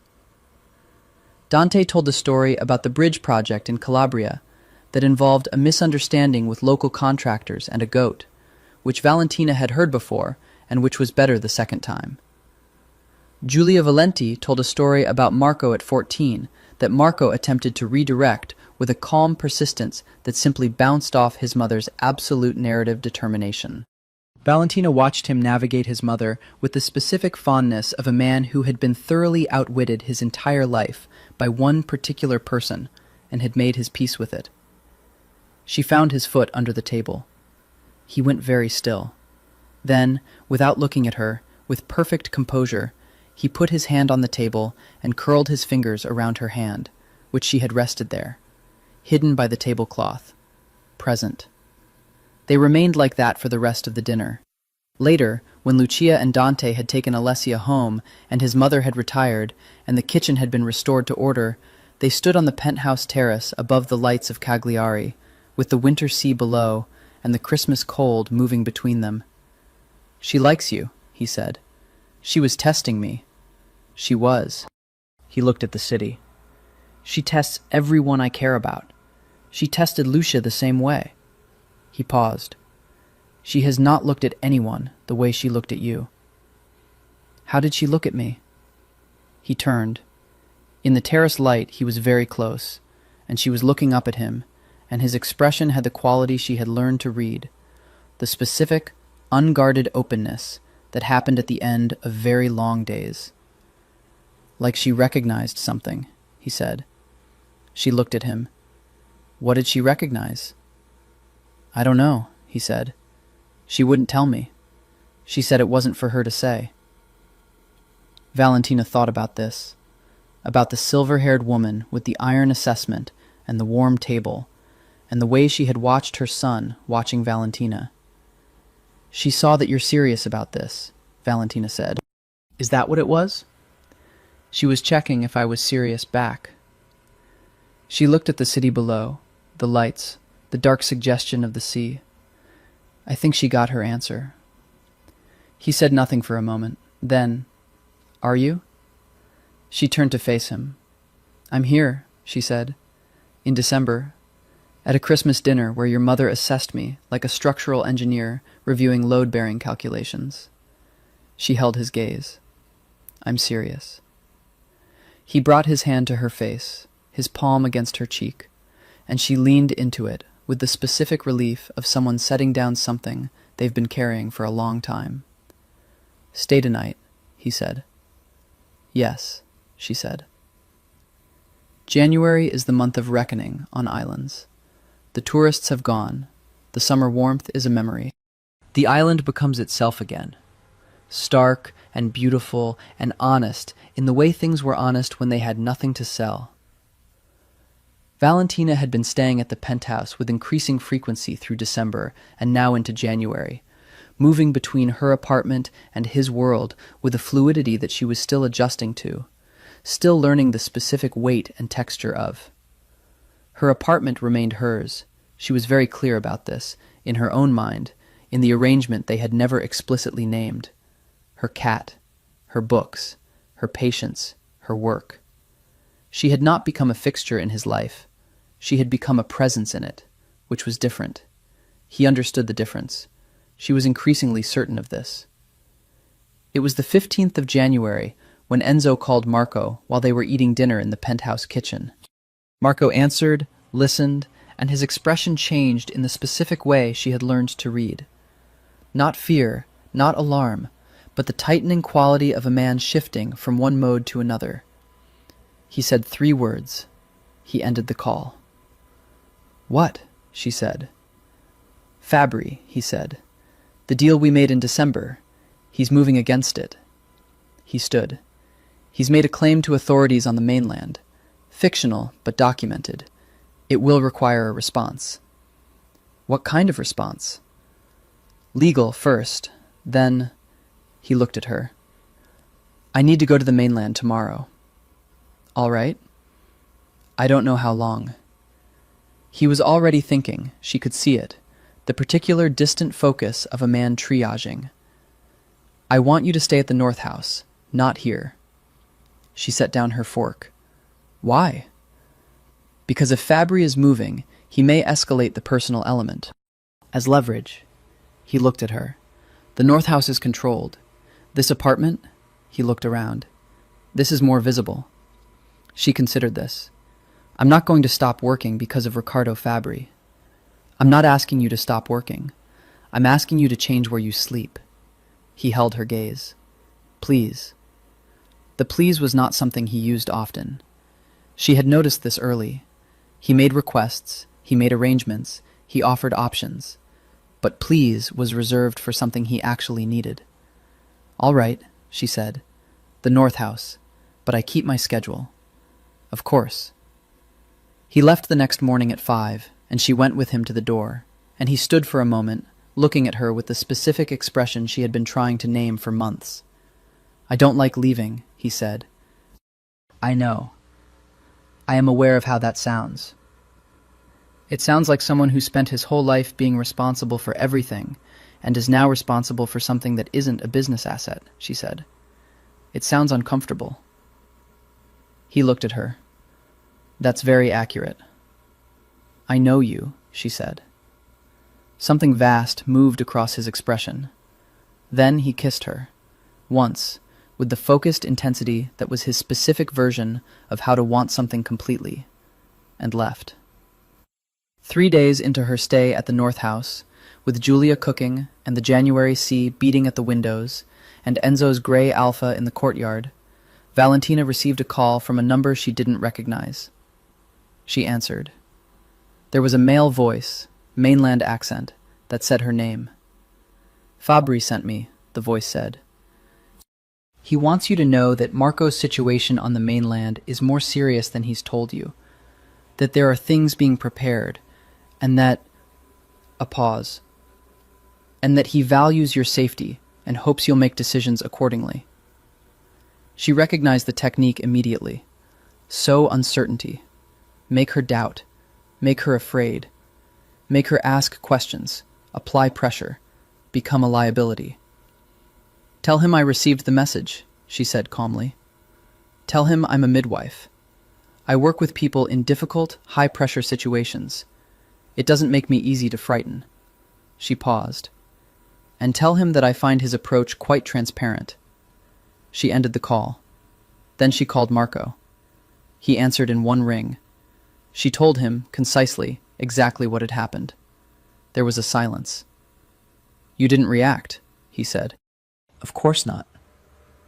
Another silence. "He expected you to panic, to call me in distress, to create a pressure point." "I know." She looked out the window at the winter sea. "Marco, I need to know. Is the situation actually serious? Not what he said. What's true?" "It's being handled," he said. "The legal exposure is real, but manageable. I have people." A pause. "Are you all right?" "I'm completely fine," she said. "I'm slightly irritated at Fabri's predictability." He made a sound that was, she thought, the closest he came to laughing aloud. "You're extraordinary," he said. "I'm practical," she said. "Keep me informed. Don't manage me." "Yes," he said. "I know." He came back on a Friday.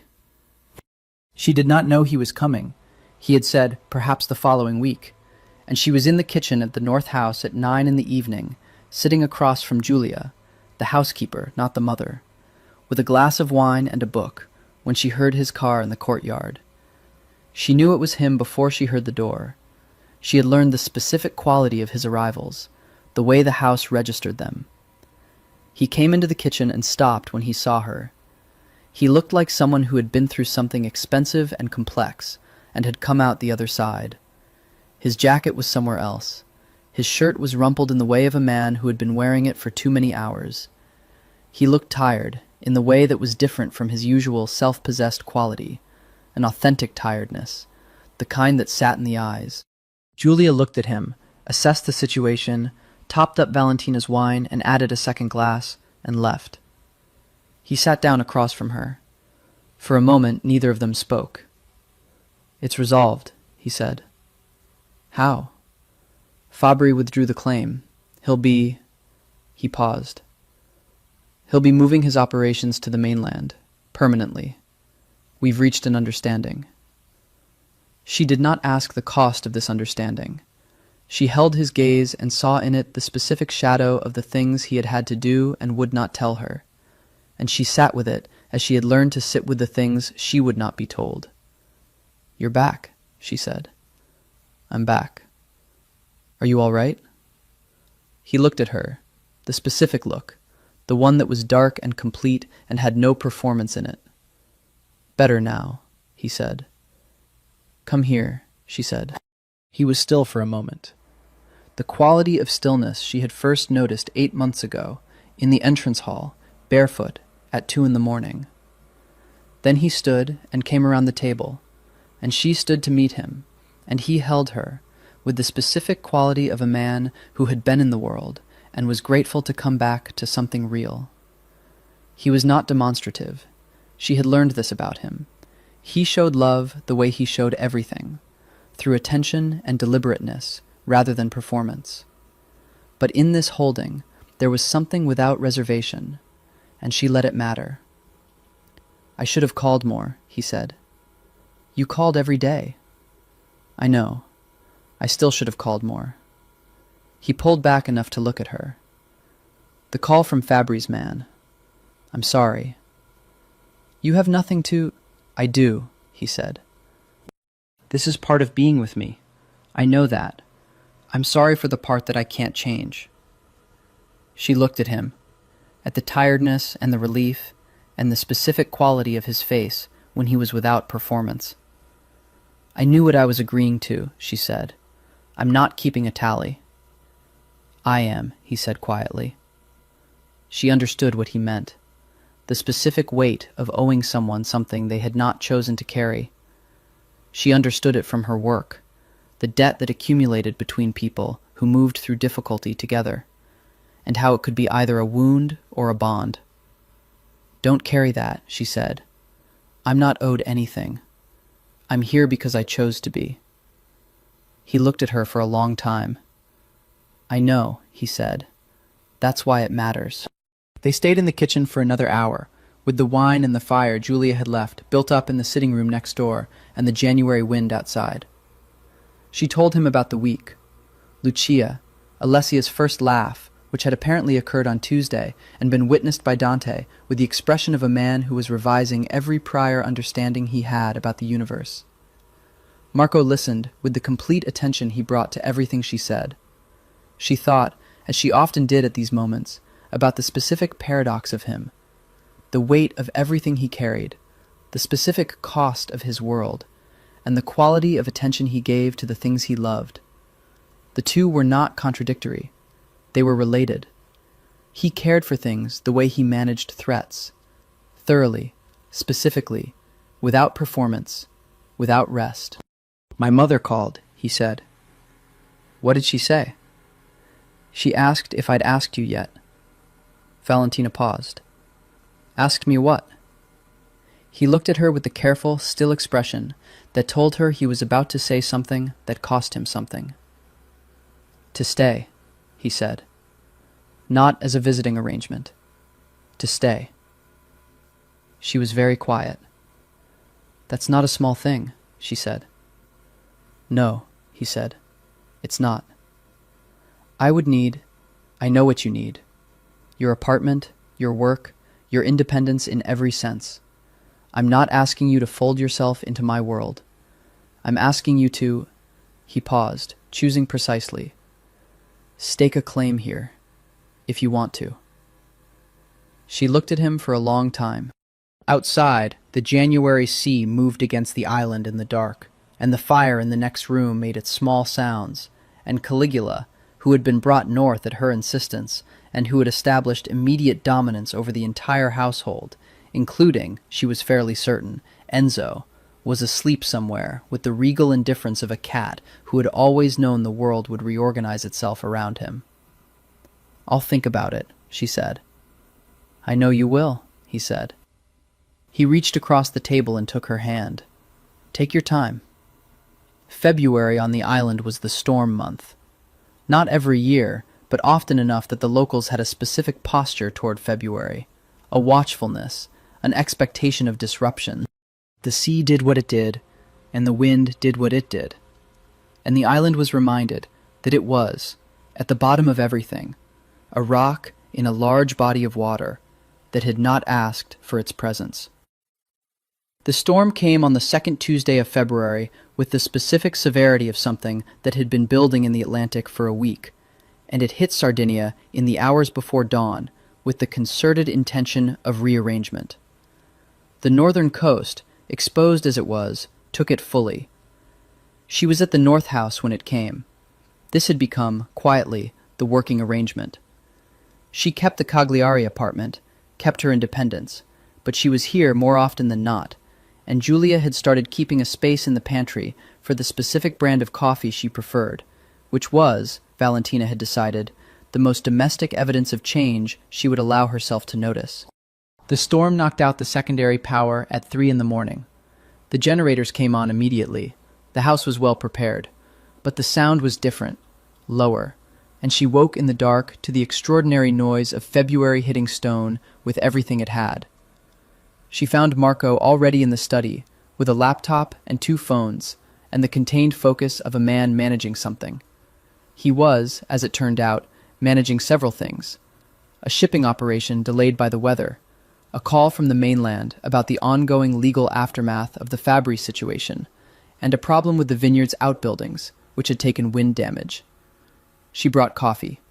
She sat in the other chair.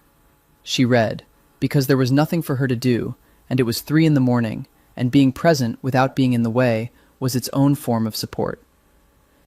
He looked up at some point and saw her there, with her book, in the lamplight, and said nothing. He simply held the image of her for a moment, the way she had seen him hold other things he valued, with full attention, without rush. At dawn the storm had not abated, and Lucia appeared in the sitting room with Alessia and a haunted expression, and the 5 of them, 6 if you counted Caligula, who had established himself on the highest shelf in the study, with the expression of someone waiting out a tactical situation, settled into the specific domestic intimacy of people riding out a storm together. Dante made bread because he could not do anything with his structural engineering expertise in this particular scenario and needed to be useful. Marco made phone calls. Lucia fed Alessia and told Valentina about a documentary she'd been watching about Byzantine architecture that she found inexplicably soothing. Julia moved through all of it in her orbital way, appearing with food and warmth at exactly the moments they were needed. By midday, the wind had reduced to something livable, and in the afternoon, Valentina and Marco walked the grounds. The damage was not extensive. A section of wall on the lower terrace, some tree limbs down, one of the outbuildings had lost part of a roof. Marco walked it methodically, noting, already calculating. She walked beside him and watched the island rebuild its stillness in the storm's aftermath. The specific quality of air after great weather has passed through, washed and cold and honest. "Tell me something," she said. "Ask." If none of this existed, she gestured, a small motion that encompassed everything, the house, the security, the implications. If you were just a man, what would you be? He was quiet as they walked along the lower terrace wall, stepping over a fallen branch. Then, "I don't know how to answer that honestly. I was never going to be just a man." He looked at the sea, which was still agitated, still gray, still moving with the storm's memory. "I used to think that was a loss, that there was some other version of me that had been taken." He paused. "I don't think that anymore." "Why not?" "Because the version of me that exists made choices," he said. "I didn't inherit this without agency. Every decision, even the ones I was shaped toward, was still mine." He looked at her. "Including you." "I'm a decision?" she said. "You're the decision," he said. "Everything else I've decided was inevitable in some form. You are the only thing I chose that was entirely new." She looked at him, walking beside her in the February post-storm landscape, the gray sky opening slightly to the west. "Marco," she said. "Valentina." "I'll stay," she said. He stopped walking. She turned to face him. "Not because of the storm, not because of anything that happened this winter. Because I've been thinking about it since November, and I know my own mind." She held his gaze. "I want to be here." He looked at her with an expression that was not what she expected. Not relief, not triumph, not the satisfaction of an outcome achieved. It was simpler and more fundamental than any of those things. "Say it again," he said. She looked at him. "I want to be here," she said. "With you." He closed the distance between them and held her face in both hands and kissed her with the specific intensity of a man who had been patient for a very long time and was no longer required to be. When they came apart, the western sky was clearing. The sea was still moving, but differently, with the honest restlessness of something that had done its work and returned to its ordinary nature. "Your apartment," he said. "Still mine." "The cat." "Mine. Absolutely mine." "The Tuesday visits?" "Will continue forever," she said. "Alessia is going to have the most comprehensively monitored developmental history of any child in Sardinia."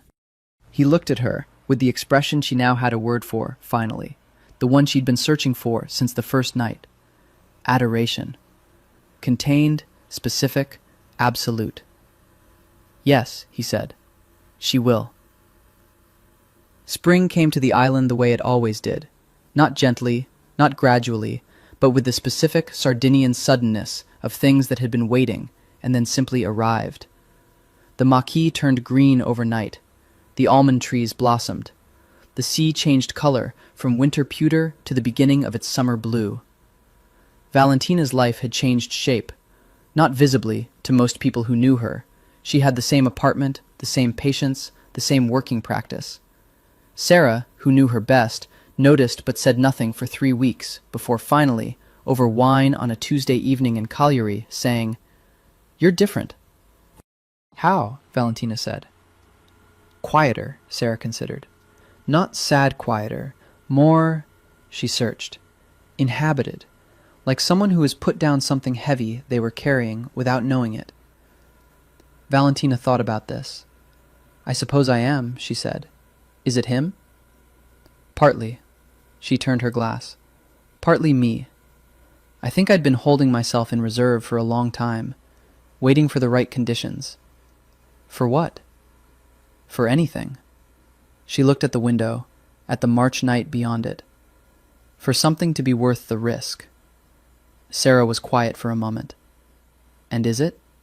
Worth it?" Valentina thought about Marco, about the specific weight of his attention, the honesty he had kept in every condition, the patience, about the things she had learned to carry, the gray alpha, the mainland trips, the specific quality of tension when something in his world was in motion, about the way he set down his phone when she walked into a room, the way he remembered everything she had ever told him, the way he held her at night with the complete attention of a man who did not sleep lightly and had decided she was worth whatever sleeplessness the vigilance cost him. "Yes," she said simply. Spring also brought Marco's birthday, which she learned about from Lucia, who told her as though sharing intelligence. "He doesn't celebrate it," Lucia said. "He never has. His father didn't believe in any of that, really. Celebration." She paused. "But he should." "What is he like?" Valentina asked. "You," Lucia said immediately. "Besides me." Lucia thought. "The vineyard. Wine, but you know that. Books. He reads more than anyone I've ever known, and he doesn't talk about it. He likes—" She stopped. "He likes the olive oil from here. The specific kind Antonio presses at the end of October. He always has a bottle of it." She paused. "He likes the mornings. He gets up before anyone else and just sits in the study. He says it's when he thinks clearly."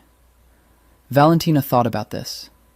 On the morning of his birthday, the 1st of April, a birth date she found faintly and appropriately ironic, she was already there, already awake at 6, already in the study when he came in at 6:15, in the specific, quiet way of a man who expected to be alone. He stopped in the doorway. On the desk, coffee, already made. The April edition of the book she knew he was reading, which he had left on the nightstand with a note in it. She had found the note and replaced it with one of her own. A small bottle of Antonio's October olive oil, which she had obtained from Antonio directly by the simple method of asking. And a card which said in her handwriting, "You've been patient for a very long time. You should know it was worth it, from the other side too." He stood in the doorway and read the card and looked at what she'd put on the desk and was silent for a long time. Then he sat down in his chair and looked at her across the desk and said, "You talked to Antonio." "He was very willing," she said. "He told me 3 stories about you as a boy that I'm saving for strategic deployment." "What stories?" "That information is classified." He looked at her. In the April morning light, with the island outside beginning its spring, the specific quality of his expression was the one she had been cataloging since July, the one she had learned all the dimensions of. But this morning it had an additional element, a softness she had seen rarely, the specific quality of a man who had not expected to receive something and was recalibrating. "Happy birthday," she said. "Valentina," he said. "Marco." He stopped. He looked at the card in his hand. "I don't—" She waited. "I'm not good at receiving things," he said, finally. "I know." She held his gaze. "You're doing fine." He stood up and came around the desk, and when he held her this time, she felt something he had not given her before. Not the controlled intensity, not the careful patience. Something uncontrolled, something that had slipped its management. "I love you," he said, against her hair.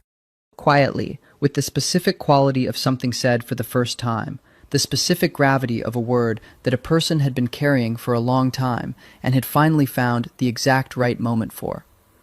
She held on to him.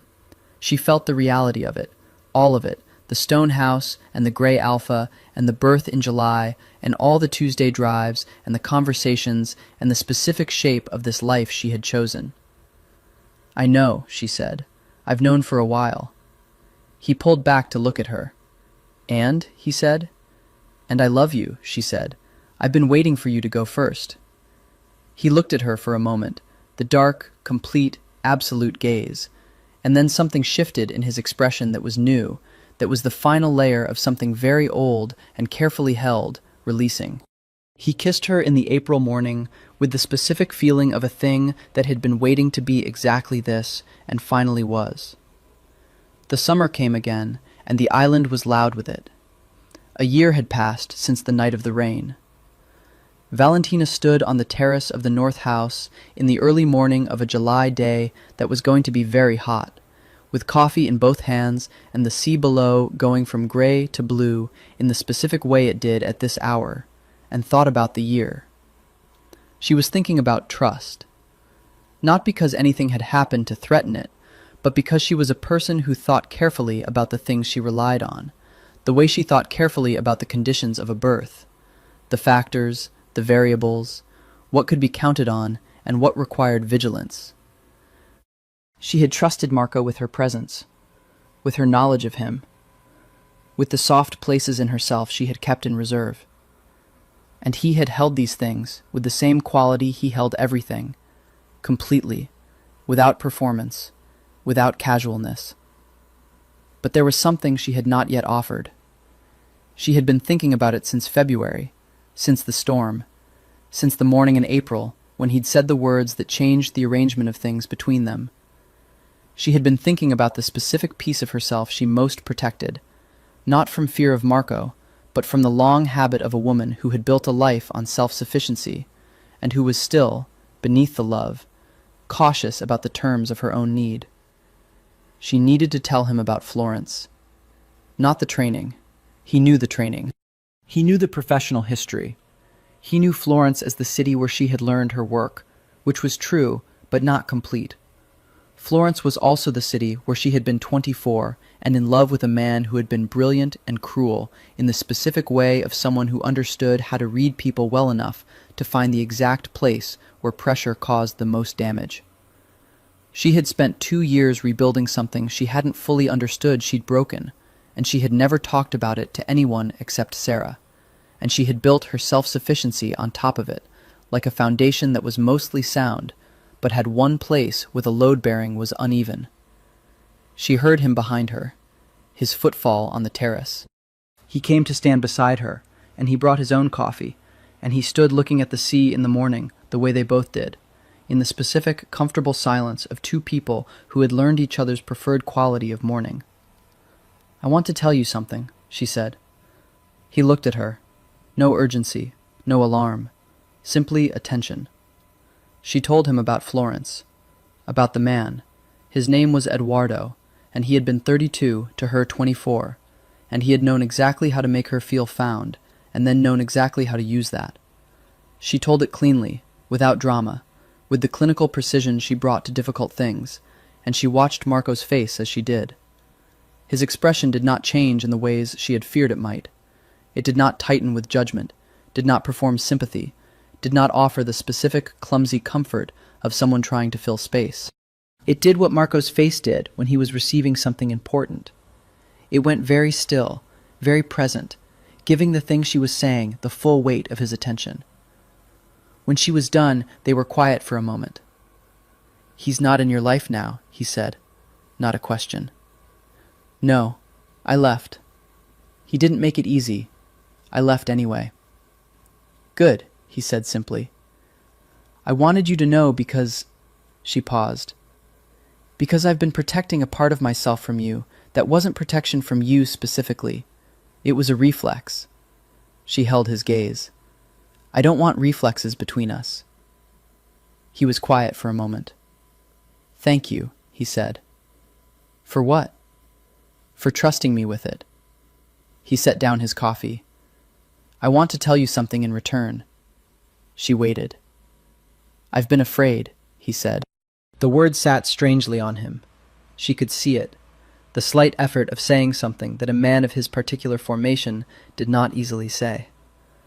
"Not of my world, not of the things in it. Of this." He gestured, the small motion between them. "Of something mattering this much. Of the specific vulnerability of it." "I know," she said. "I've been—" He paused. "I've been aware, since almost the beginning, that you could leave. That your presence in my life was your choice and could be unmade. And I've been careful, managing, trying to be worth the choice without—" He stopped. "Without asking too much," she said. "Yes." "Marco," she turned to face him, "I'm not here because I'm managing the risk of you. I'm here because I want to be here. That's not conditional on you being perfectly worth it all the time." He looked at her, something vast and still. "I know that," he said, intellectually. "Say it again," she said. His own words, from October. Something moved in his expression, the specific quality she loved, the rare, genuine surprise of him. "I know that you're here because you want to be," he said, "not because I've earned it sufficiently." "Correct." She held his gaze. "I earn it too. This is mutual." He looked at her for a long moment. "Yes," he said. She picked up her coffee. The sea had completed its transition from gray to blue, and the first of the summer's real heat was in the air, and the terrace was bright. "I was thinking," she said, "about Alessia's first birthday. In 6 weeks. Lucia wants something significant." "I know. She's already made 3 lists. She showed me list number 2. Valentina looked at the sea. "The vineyard might be a good setting. The terrace." He was quiet for a moment. "I was going to suggest the same thing." "We had the same idea." "We had the same idea," he confirmed. There was something in the way he said it. Quiet satisfaction. The specific warmth of two people discovering, again, the depth of their attunement. She looked at him sideways. He was looking at the sea. "We make a good pair," she said. "Yes," he said. "We do." On the first anniversary of the birth, which was to say, on the first anniversary of the night that had begun everything, Valentina stood in the courtyard of the North House at 2 a.m. because she could not sleep. And she looked up at the sky, and the sky was clear. No rain. The stars were out in the specific abundance they had on this island away from the city, and the air was warm with high July, and somewhere inside the house, Alessia was sleeping through her first birthday eve with the profound indifference of a 1-year-old. She heard the door open behind her. Marco came out in the same white linen shirt and bare feet as the first night.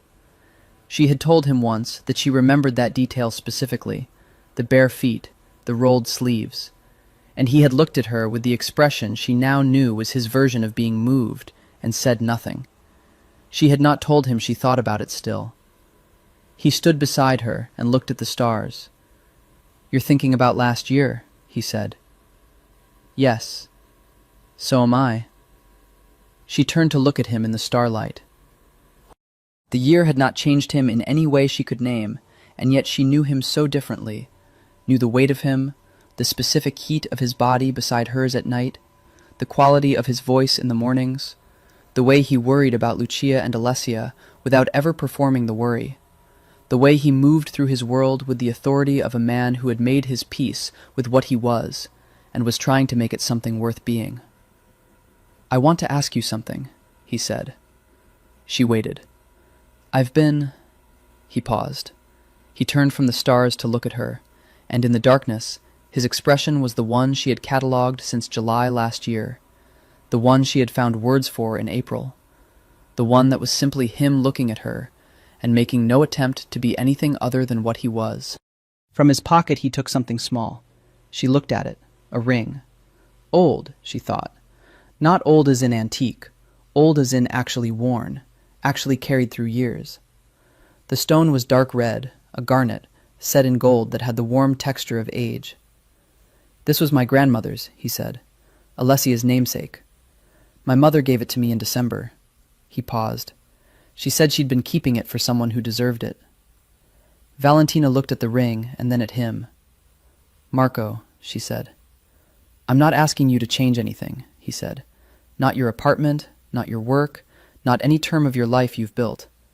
I'm asking you to—" He stopped, found the right word. "Stake a further claim, if you want to." She looked at him for a long time. She thought about the rain, the call at 2 a.m, the entrance hall and the bare feet and the quality of attention that had arrested her from the first moment. She thought about the vineyard in August and the breakfast the next morning, and the terrace in November, and the Christmas table, and the February storm, and the April morning, and the year of choosing and being chosen. She thought about trust, about the specific weight of what he was offering. Not safety, not certainty, not the absence of difficulty, but truth. The specific quality of being known completely and wanted anyway.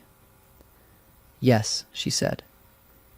He slid the ring onto her finger and held her hand and looked at it for a moment, and she looked at it with him, and the night was warm and enormous, and the stars were extraordinary in the way the stars were on this island, and she heard from somewhere inside the house the small sound of Alessia, not crying, just present, just announcing her existence to the dark.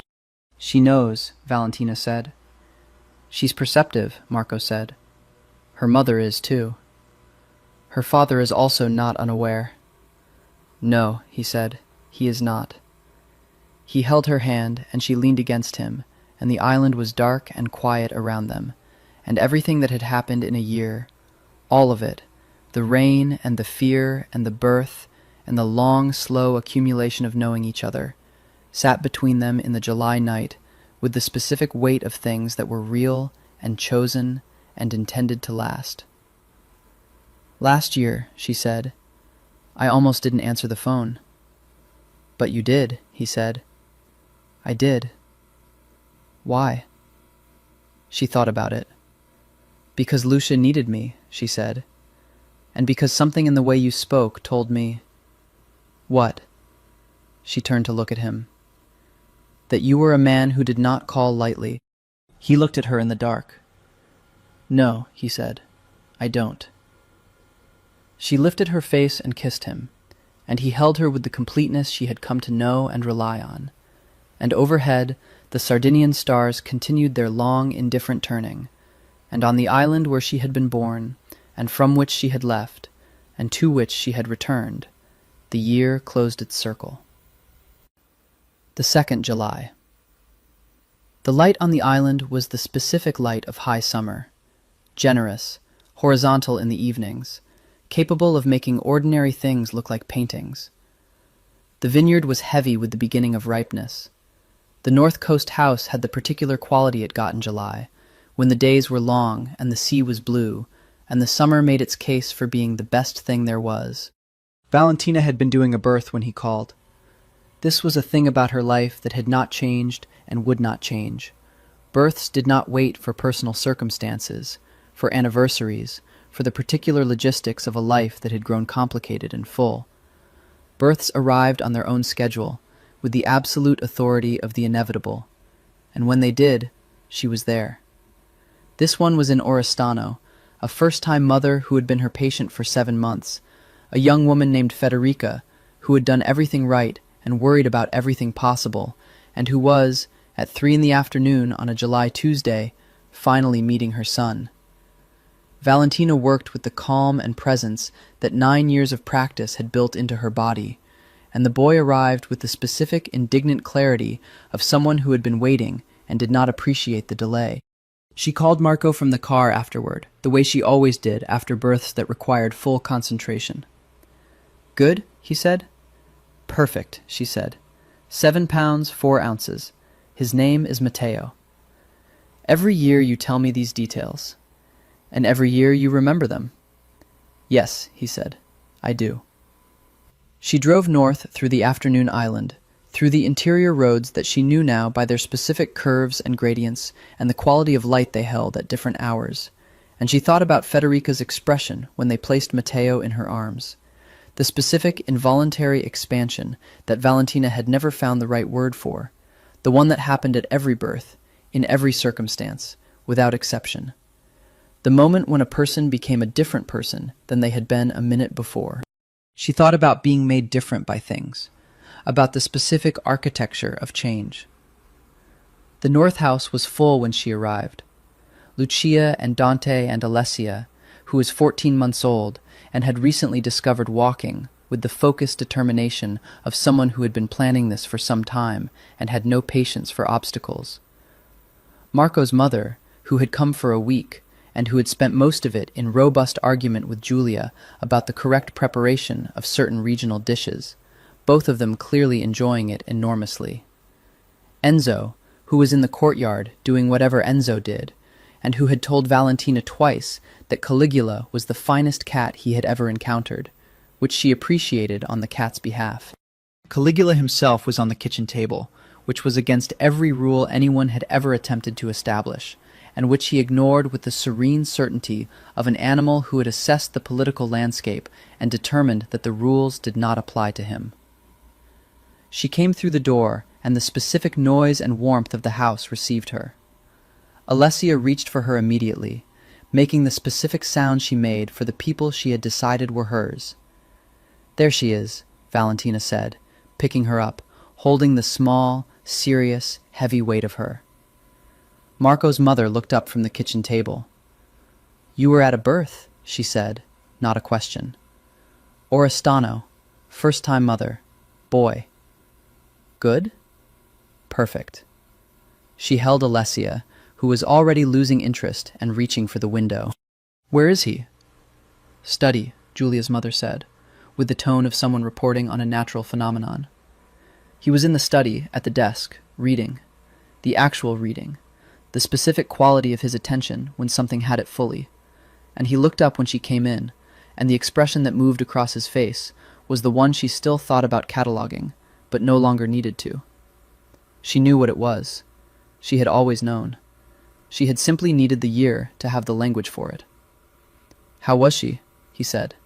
"Federica." She was everything she needed to be. Valentina sat in her chair. It had become her chair, in the way that things became one's own through repeated presence. "You spoke to your lawyer today." "How did you know?" "You have a particular quality after those calls." She held his gaze. "The incorporation?" "Moving forward, the new route will be clean by autumn." He looked at her. "The foundation in Orgosolo wants to build a secondary school. They need planning approvals. My mother will be unreasonable about this. Your mother is already involved. I spoke to her last week. Valentina looked at him. You called my mother. She called me. She had opinions. She always has opinions. She paused. How did she find your number? She asked Dante. He paused. She also told me that you have been difficult since you were 7 years old, and that she trusts me to manage. I'm not... I know, he said. She means it as a compliment. Valentina sat with this, with the specific, improbable reality of her mother and Marco Valenti on the phone together, discussing schools in Orgosolo. With the way her life had arranged itself around something she had not been looking for, in the specific way that things arrived on their own schedule with the absolute authority of the inevitable. I want to tell you something, she said. He set down his book. He gave her his full attention, the way he always did. I've been thinking about Federica today, she said. About all of them. All the births. The thing that happens when a person becomes someone they weren't an hour before. She held his gaze. I think I've been doing that since last July. Becoming someone I wasn't before. He was still. The study was quiet. Outside, the July evening was beginning, the light going golden and long, and through the window the olive trees were silver green, and the sea was the color of deep water. So have I, he said quietly. She looked at him for a long moment, at the year's evidence, the patience, the truth, the specific cost and gift of being known. At the ring on her hand, warm from her own skin, carrying its history. The thing I've been trying to name, she said, since that first night. The way you looked at me in the entrance hall. What about it? I have the word now, she said. He waited. You looked at me like you'd been expecting me, she said. Like I was something you'd been waiting for, without knowing you were waiting. He was very still. Yes, he said. Was that true? That first night? He was quiet for a long moment. Then, I've never seen you before, but yes. He held her gaze. From the first moment, from the doorway, there was something that was recognition. I can't explain it better than that. He paused. It frightened me. I don't frighten easily. She looked at him, at the man who was not easy, and not safe, and not simple, who had told her the truth at every turn it mattered, who had loved her specifically and completely, who sat across from her in a stone study on a Sardinian hillside, and held her gaze with the absolute quality of someone who was not going anywhere. I know what it was, she said. What was it? Home, she said simply. You were looking at me like I was home. The silence was long and specific. The evening light came through the window. The sea was blue and enormous below the hill, and the island was itself, old and dark and beautiful and enduring. And within it, in a study full of red books and the smell of olive wood and the residual warmth of a year of choosing, a man looked at the woman across from him, with every wall down and every guard abandoned. Yes, he said. For the last time and the first time simultaneously. That's exactly what it was. She stood and went to him, and he rose to meet her, and they held each other in the July evening, with the specific weight of everything behind them and everything ahead, and the island was where it had always been, beneath it all, patient and enduring, the stone under the rain and the stone after, the thing that remained. Outside, somewhere in the house, Alessia was laughing. It had become her favorite thing, laughing, the discovery of it, the way she threw her entire self into the sound, with the complete investment of someone who had found the best thing there was. Valentina heard it, and felt the familiar expansion, wordless and complete. Marco felt her smile against his shoulder. She's been practicing, he said. All week, Valentina said. Every chance she gets. He held her closer. She let him. On the Sardinian island in the 2nd July, the light went long and golden over the olives and the sea, and everything that had been begun in rain was golden in the sun, and in the particular permanent way of things that were real and chosen and meant. It held. It held. 10 months later, on a morning in May, Valentina delivered her own child. A girl. 7 pounds even. She had not been surprised. She had known the weight from the feeling of her, the specific quality of her presence, the way she had moved through the last weeks with the focused deliberateness of someone who had decided on her entrance. She had dark hair, this also she had known, and Marco's quality of stillness, which in a newborn looked like the specific calm of someone who had arrived in the world and was assessing it without alarm. Marco held her for the first time with the expression of a man whose comprehensive competence at every other thing he had ever encountered had been entirely undone by 7 pounds of his own child. He held her, and he looked at her, and he did not say anything for a long time. Then he looked at Valentina. "Does she have a name?" he said. "You tell me," she said. They had talked about names for months, with the specific, pleasurable disagreement of two people who had strong opinions. They had not decided. She had thought, in the final weeks, that he knew the one and was waiting for the right moment. He looked at the baby, at her dark-haired stillness, her quality of patient assessment. "Julia," he said. For his grandmother, for his mother, for the housekeeper who had fed them and witnessed them and been the particular quiet center of the life they had built. "Julia," Valentina confirmed. The May morning came through the window of the room in the north house, where they had put the bed and the good lights, the room they had prepared with the specific care of people who knew what birth required. The sea was blue below the hill. The olive trees were green and full with spring. Somewhere in the house, Caligula was making the sounds of a cat who was very clear about what he thought of the new development, and was registering his opinion with the appropriate authority. "She's looking at me," Marco said. "She is," Valentina agreed. "How can she look at me like that? She's 7 minutes old." "She knows you," Valentina said. "She's been listening for 9 months." He looked at her then, from the baby to Valentina, with the expression that was simply him, the complete version, the one with every layer present, the weight of who he was and all it cost, and the love that was not diminished by any of it. "Thank you," he said. She smiled. "That's her job," she said. "And mine." He sat carefully on the edge of the bed. Julia settled in his arms, and reached for Valentina's hand with the hand that was free. She gave it to him. Outside, the May light moved across the island in its long-reaching way, touching everything. The stone and the sea, the olive rows and the vineyard, the north coast and the south, the place where the rain had been, and the place where the sun was now. The island was old and it endured, and beneath everything else, beneath the rain and the violence and the years and the choices and the love, it was simply there, patient and dark and beautiful, as it had always been, as it would always be.